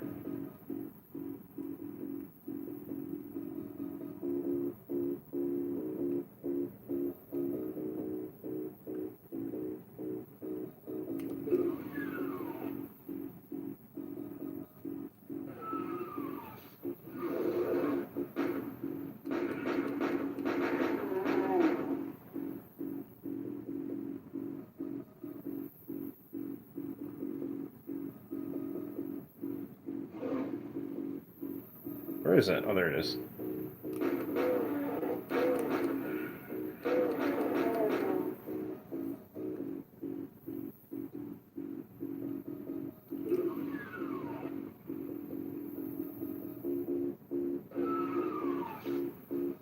I like playing this game on an easy difficulty. It's like very chill, you know. Come at me, dog.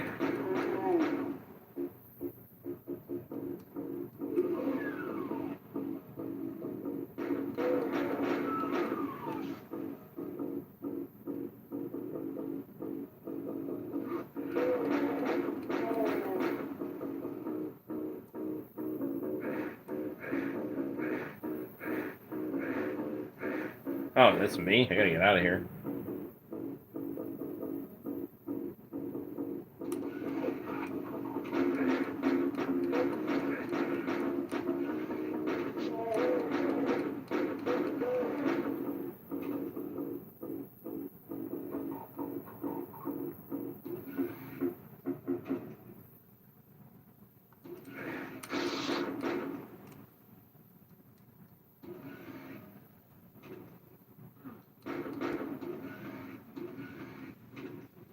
Can I get off here?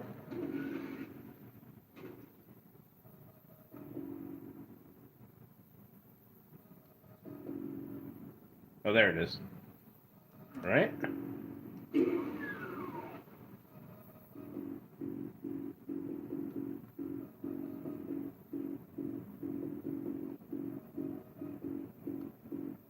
Is there anything in here? No? I don't know.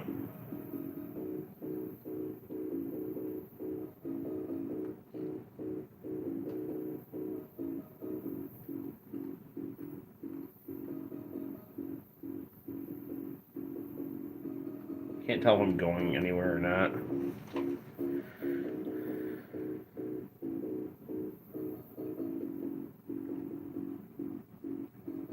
There we go.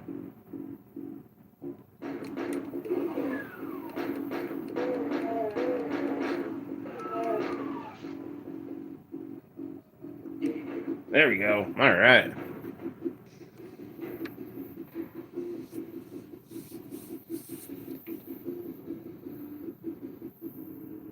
All right, let's save state this. This is pretty fun.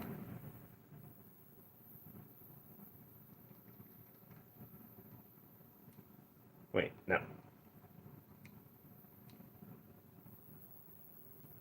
Go back. What did I do? All right, there we go. All right. Quick menu. And then save state. Good. And then I want to... Dude, come on.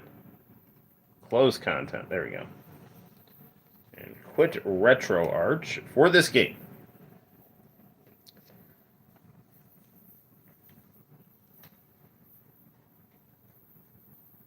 This plucky little emulation box is just a gift that keeps on giving.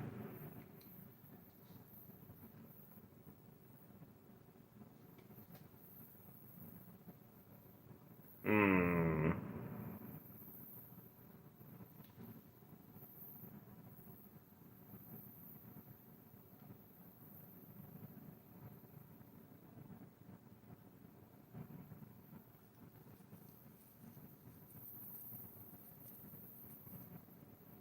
I wonder if the N64 has Evangelion. That's got Duke Nukem 64.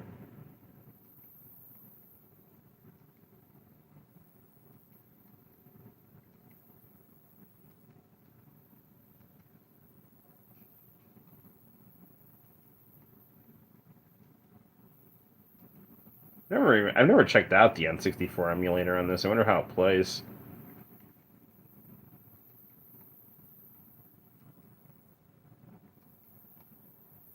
Deadly Arts. I don't know if I've ever played that game.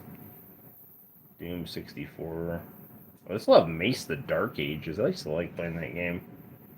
Dual Heroes. This is cool. I can actually check out some of the Flying Dragon. Like I've never played very few fighting games on the 64. Fighter's Destiny I have. I've never played Fighter's Destiny 2. That's interesting.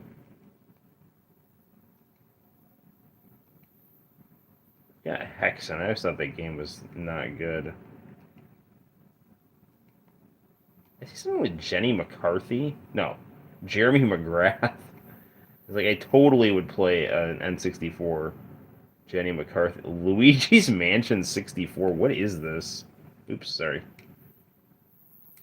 I'm checking this out. I have no idea. This sounds fascinating. Luigi's Mansion 64. It's me, Mario. Hello.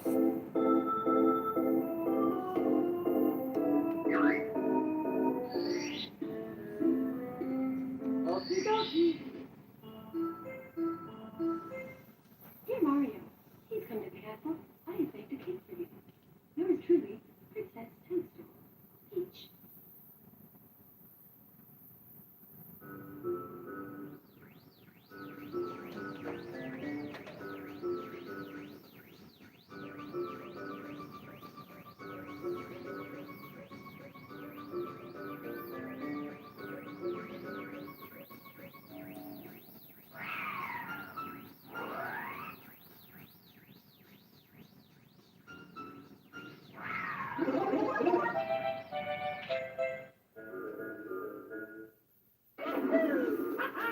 That's Luigi, all right.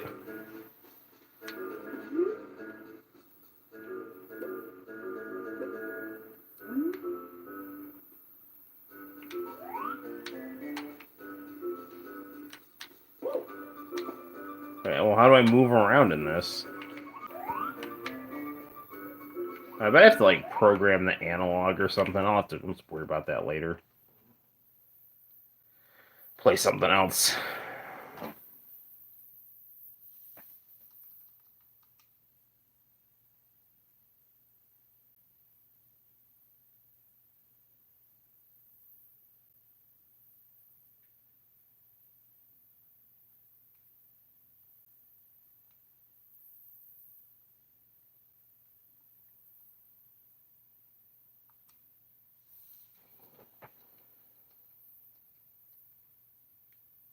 I want to play some Captain America and the Avengers.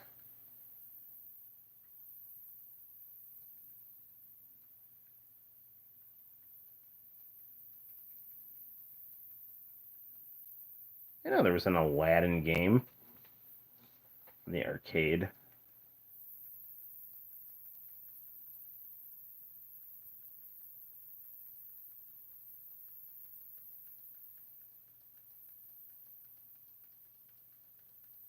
They gotta have Captain America. There it is.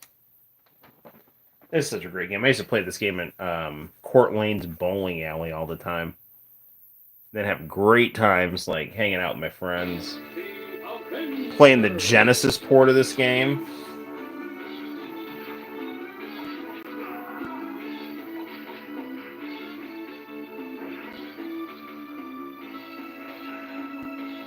Captain America.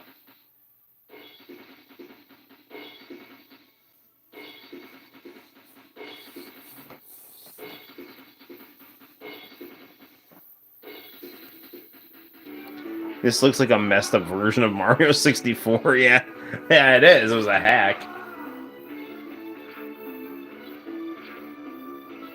Iron Man.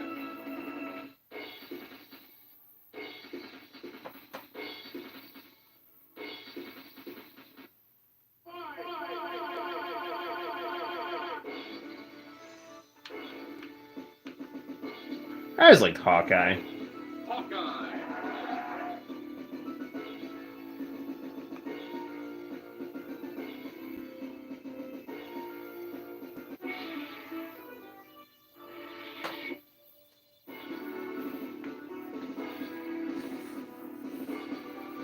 He has used his wealth to assemble the evil team. He has used a mind control machine. Now he controls their every action. Go, Avengers! Try to crush his evil scheme.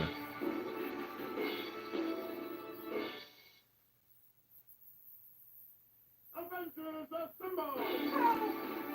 Leave it to me.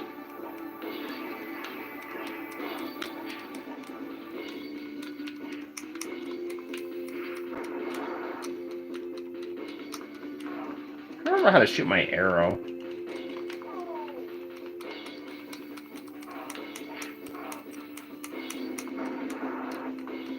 There it is.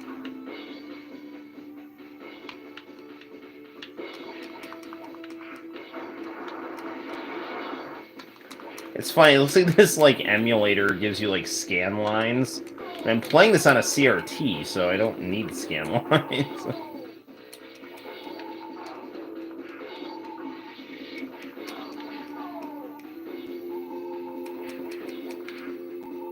I think the boss in the first boss is like, "You cannot escape," and then I'm like, "You'll be the one escaping." Like, wait, what?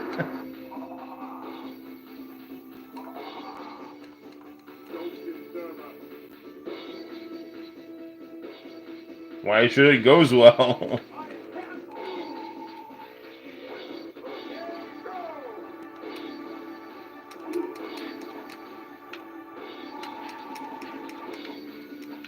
I remember getting the Super Nintendo version of this game when I was in college, thinking it would be good. And it was way worse than the Genesis game. Just played a lot slower. That blast processing stuff wasn't a joke. Genesis games tended to play a lot smoother than the SNES games. Not all. I mean, just depended on what game you're talking about. But Genesis games just generally had a faster, smoother feel to them.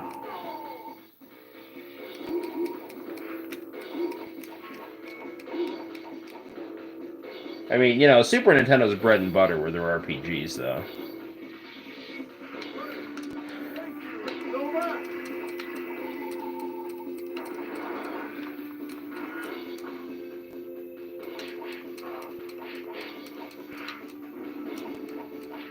I'm really surprised they haven't tried to, reissue this game. Because it's fantastic. Especially with all the Avengers and stuff. And movies. WandaVision. Vision is in this game. That's how I knew who Vision was.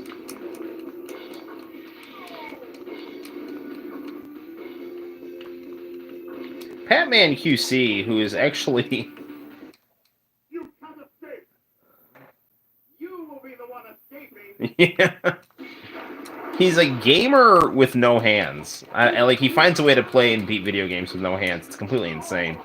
But he does these game documentary, mini review videos and stuff on his channel, Batman QC. Check it out. Anyway, he's got one on Captain America and the Avengers. It's quite good.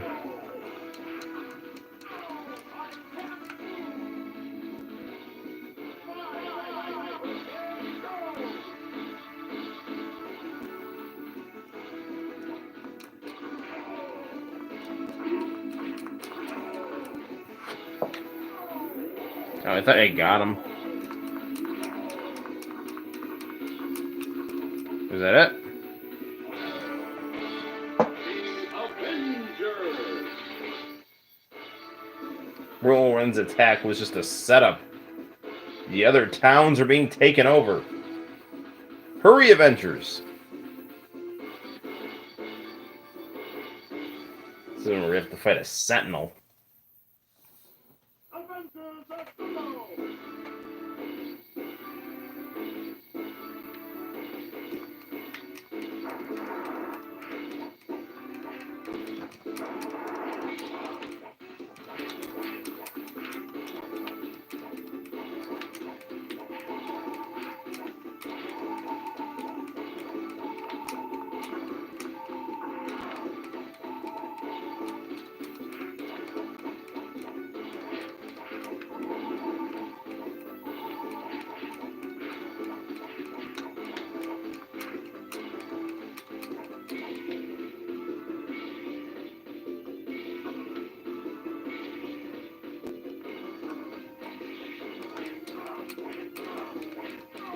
Man.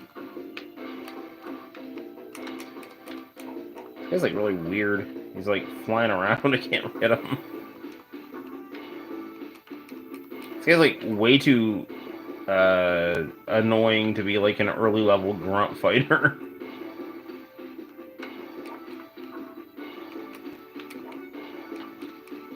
There we go.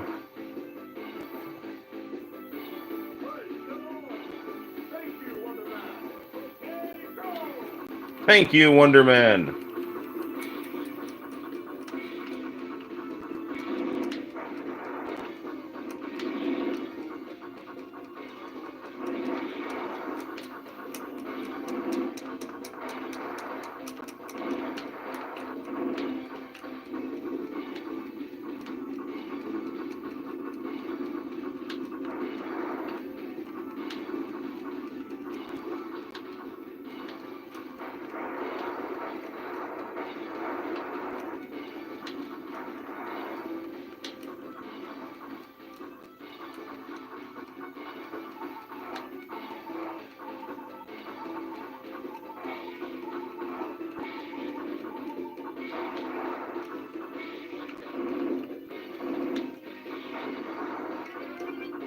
Here's a wasp.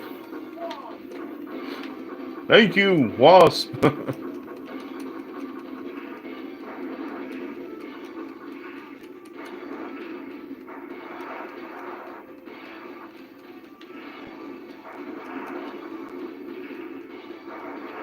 This is a game I definitely need to review for the channel.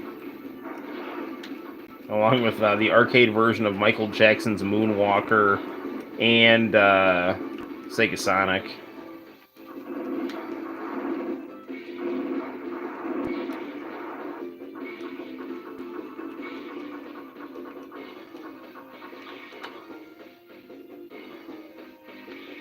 Sentinel!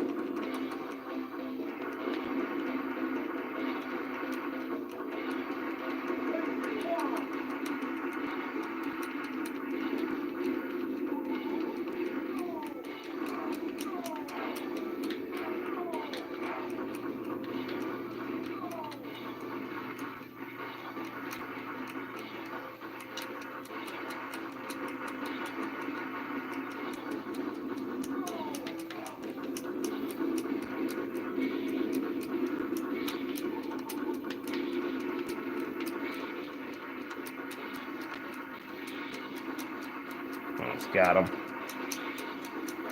Got him.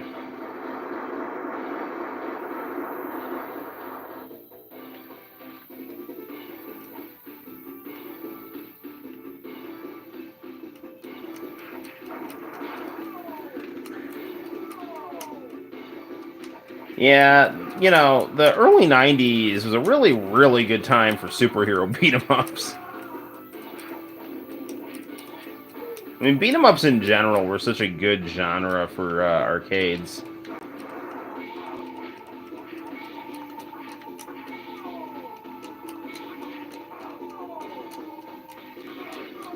How they ever fell out of favor, I'll never understand.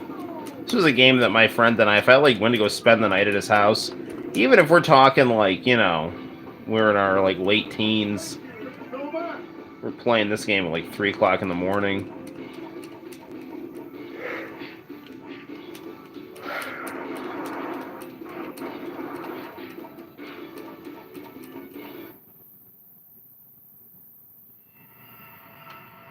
Came here to die. You'll be the one dying.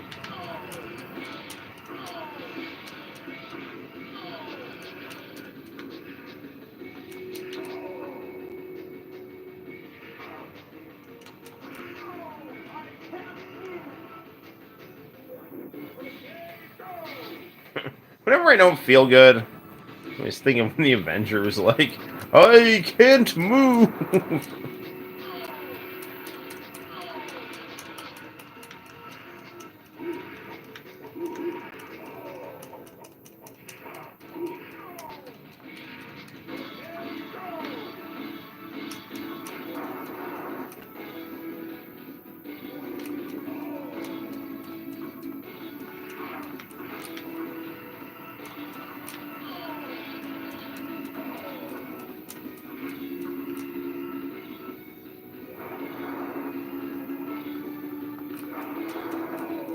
Alright, got him.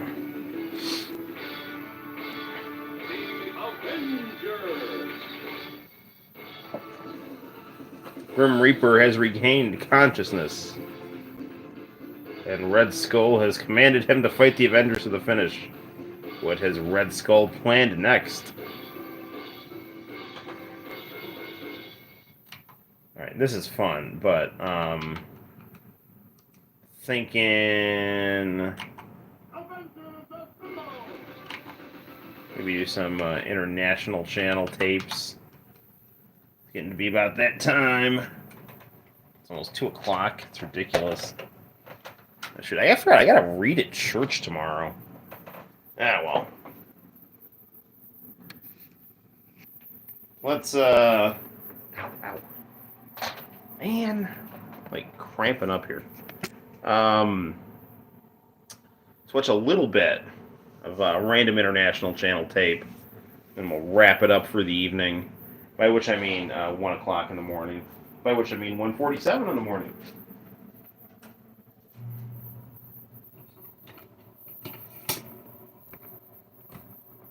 Yeah, just adjust our tripod here. Boom, boom, boom.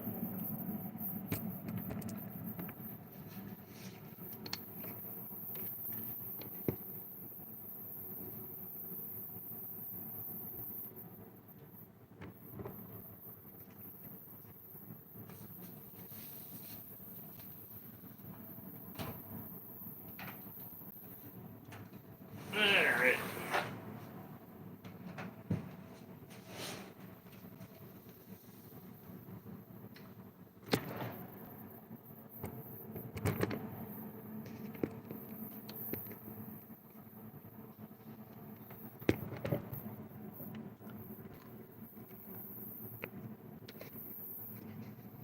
Dude, what the freak, man? Ah, whatever, man. This is alright. Okay. What do we got going on here?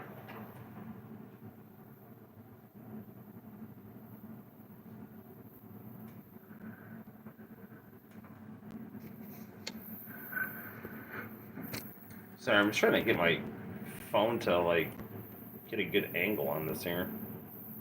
Because A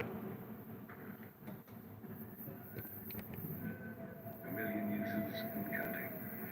The 210 horsepower supercharged Nissan Xterra. Everything you need, nothing you don't. Japanese commercials.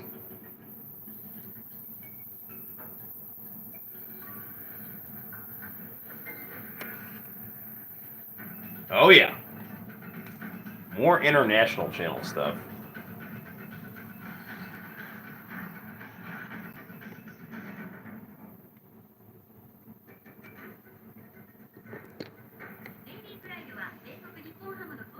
Dude, this freaking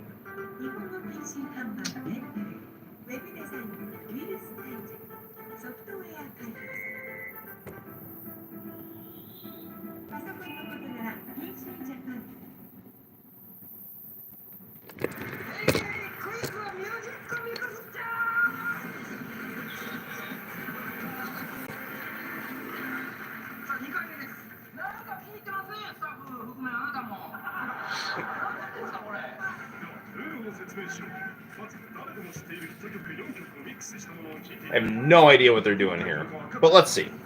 Sounds good. Looks good.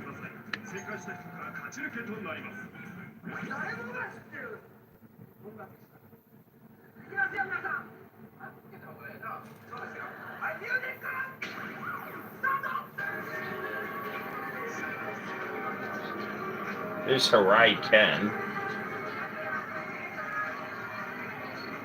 So it looks like they gotta like decipher a mixed track.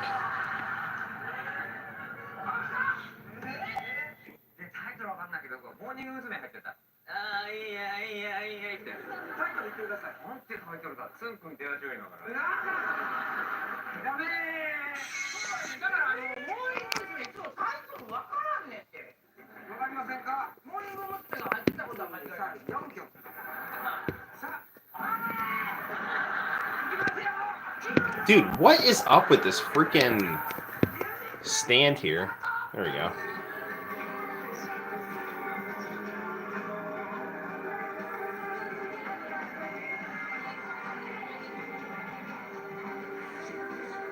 I'm like legit having to hold this up because it's all wobbly.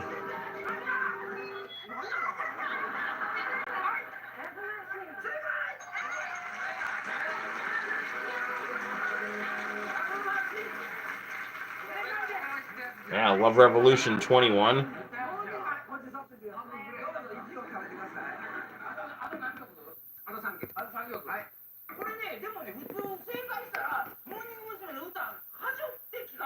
I guess it can't stand Hey Hey Hey Music Jam. Well then, we got a problem here because Hey Hey Hey is like legitimately the best show ever.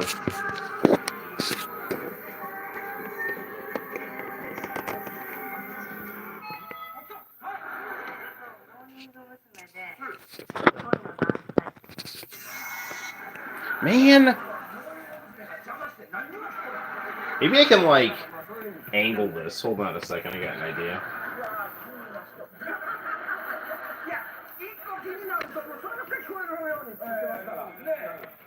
There we go. I think.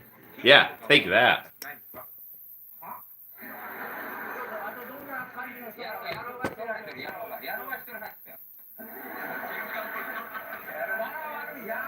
I had to like make the legs shorter in the back to compensate for the lean forward, but it worked.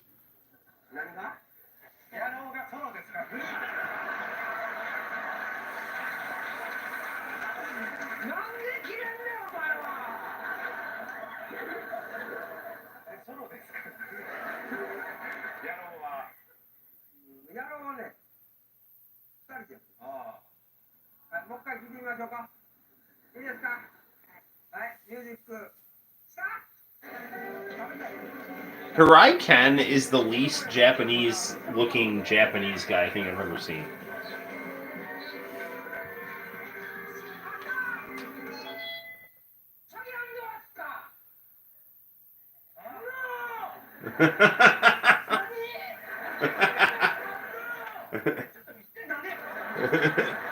So it's not Shage and Asuka.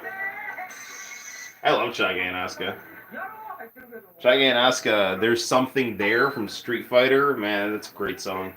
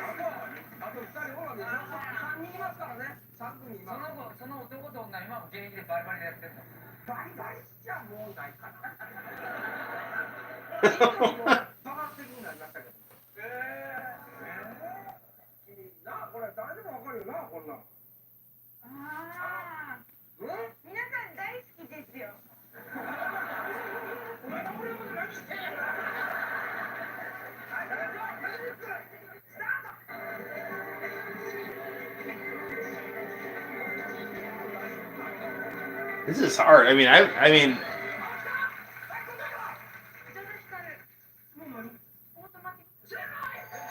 she got it. I absolutely heard none of that.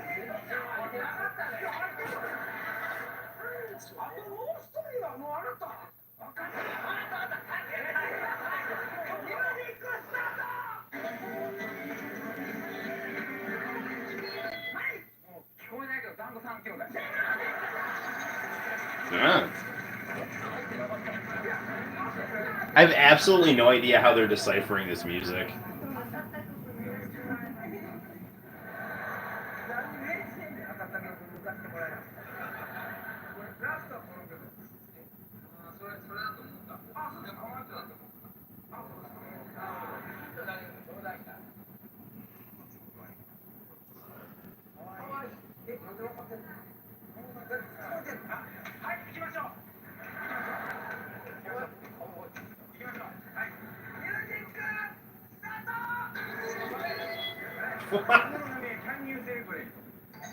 What? Speaking of Amuro Nami.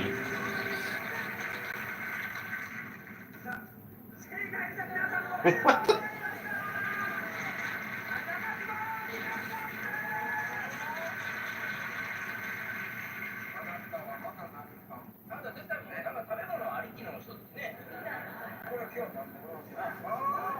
There's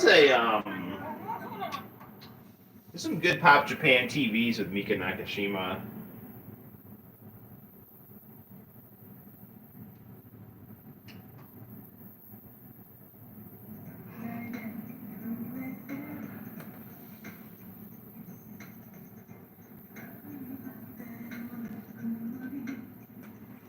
Some soulful sounds here.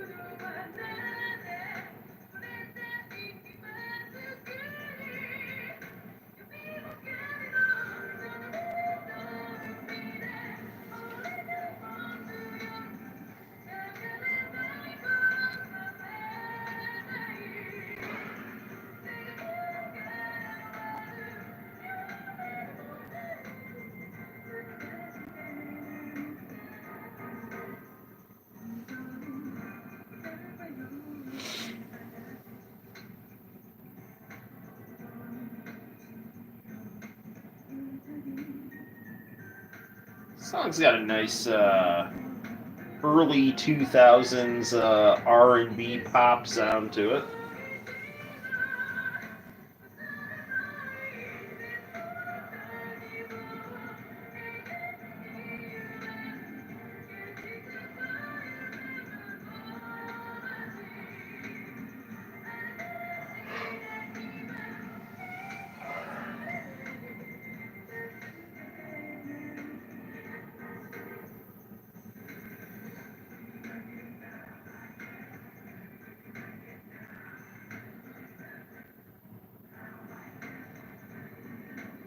International channel always had that thing where it would like pause before a commercial. You were born between 1917 and 1962. Call the number on your screen. Born the year of the Russian Revolution. We like one more song.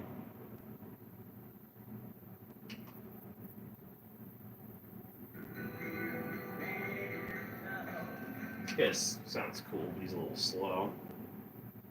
So we can get something hopping and popping here.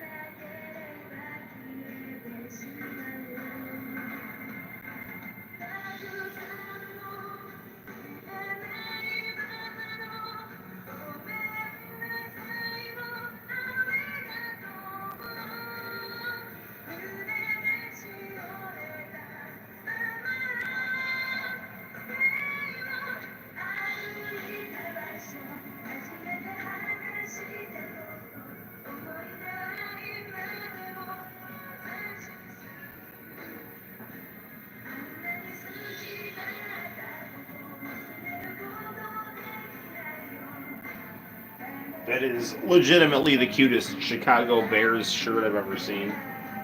I'm assuming that's supposed to be the Chicago Bears.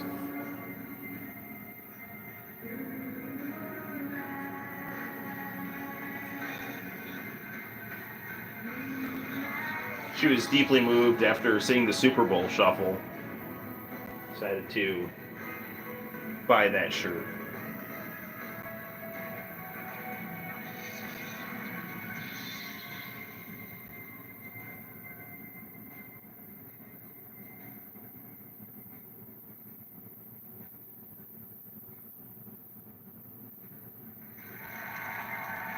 All right, good stuff.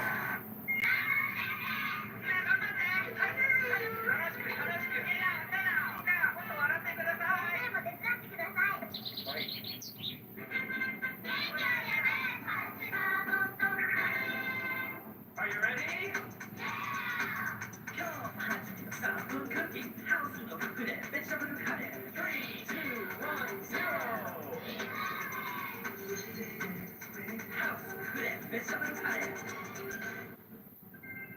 I would absolutely buy that product. それは足の色だ。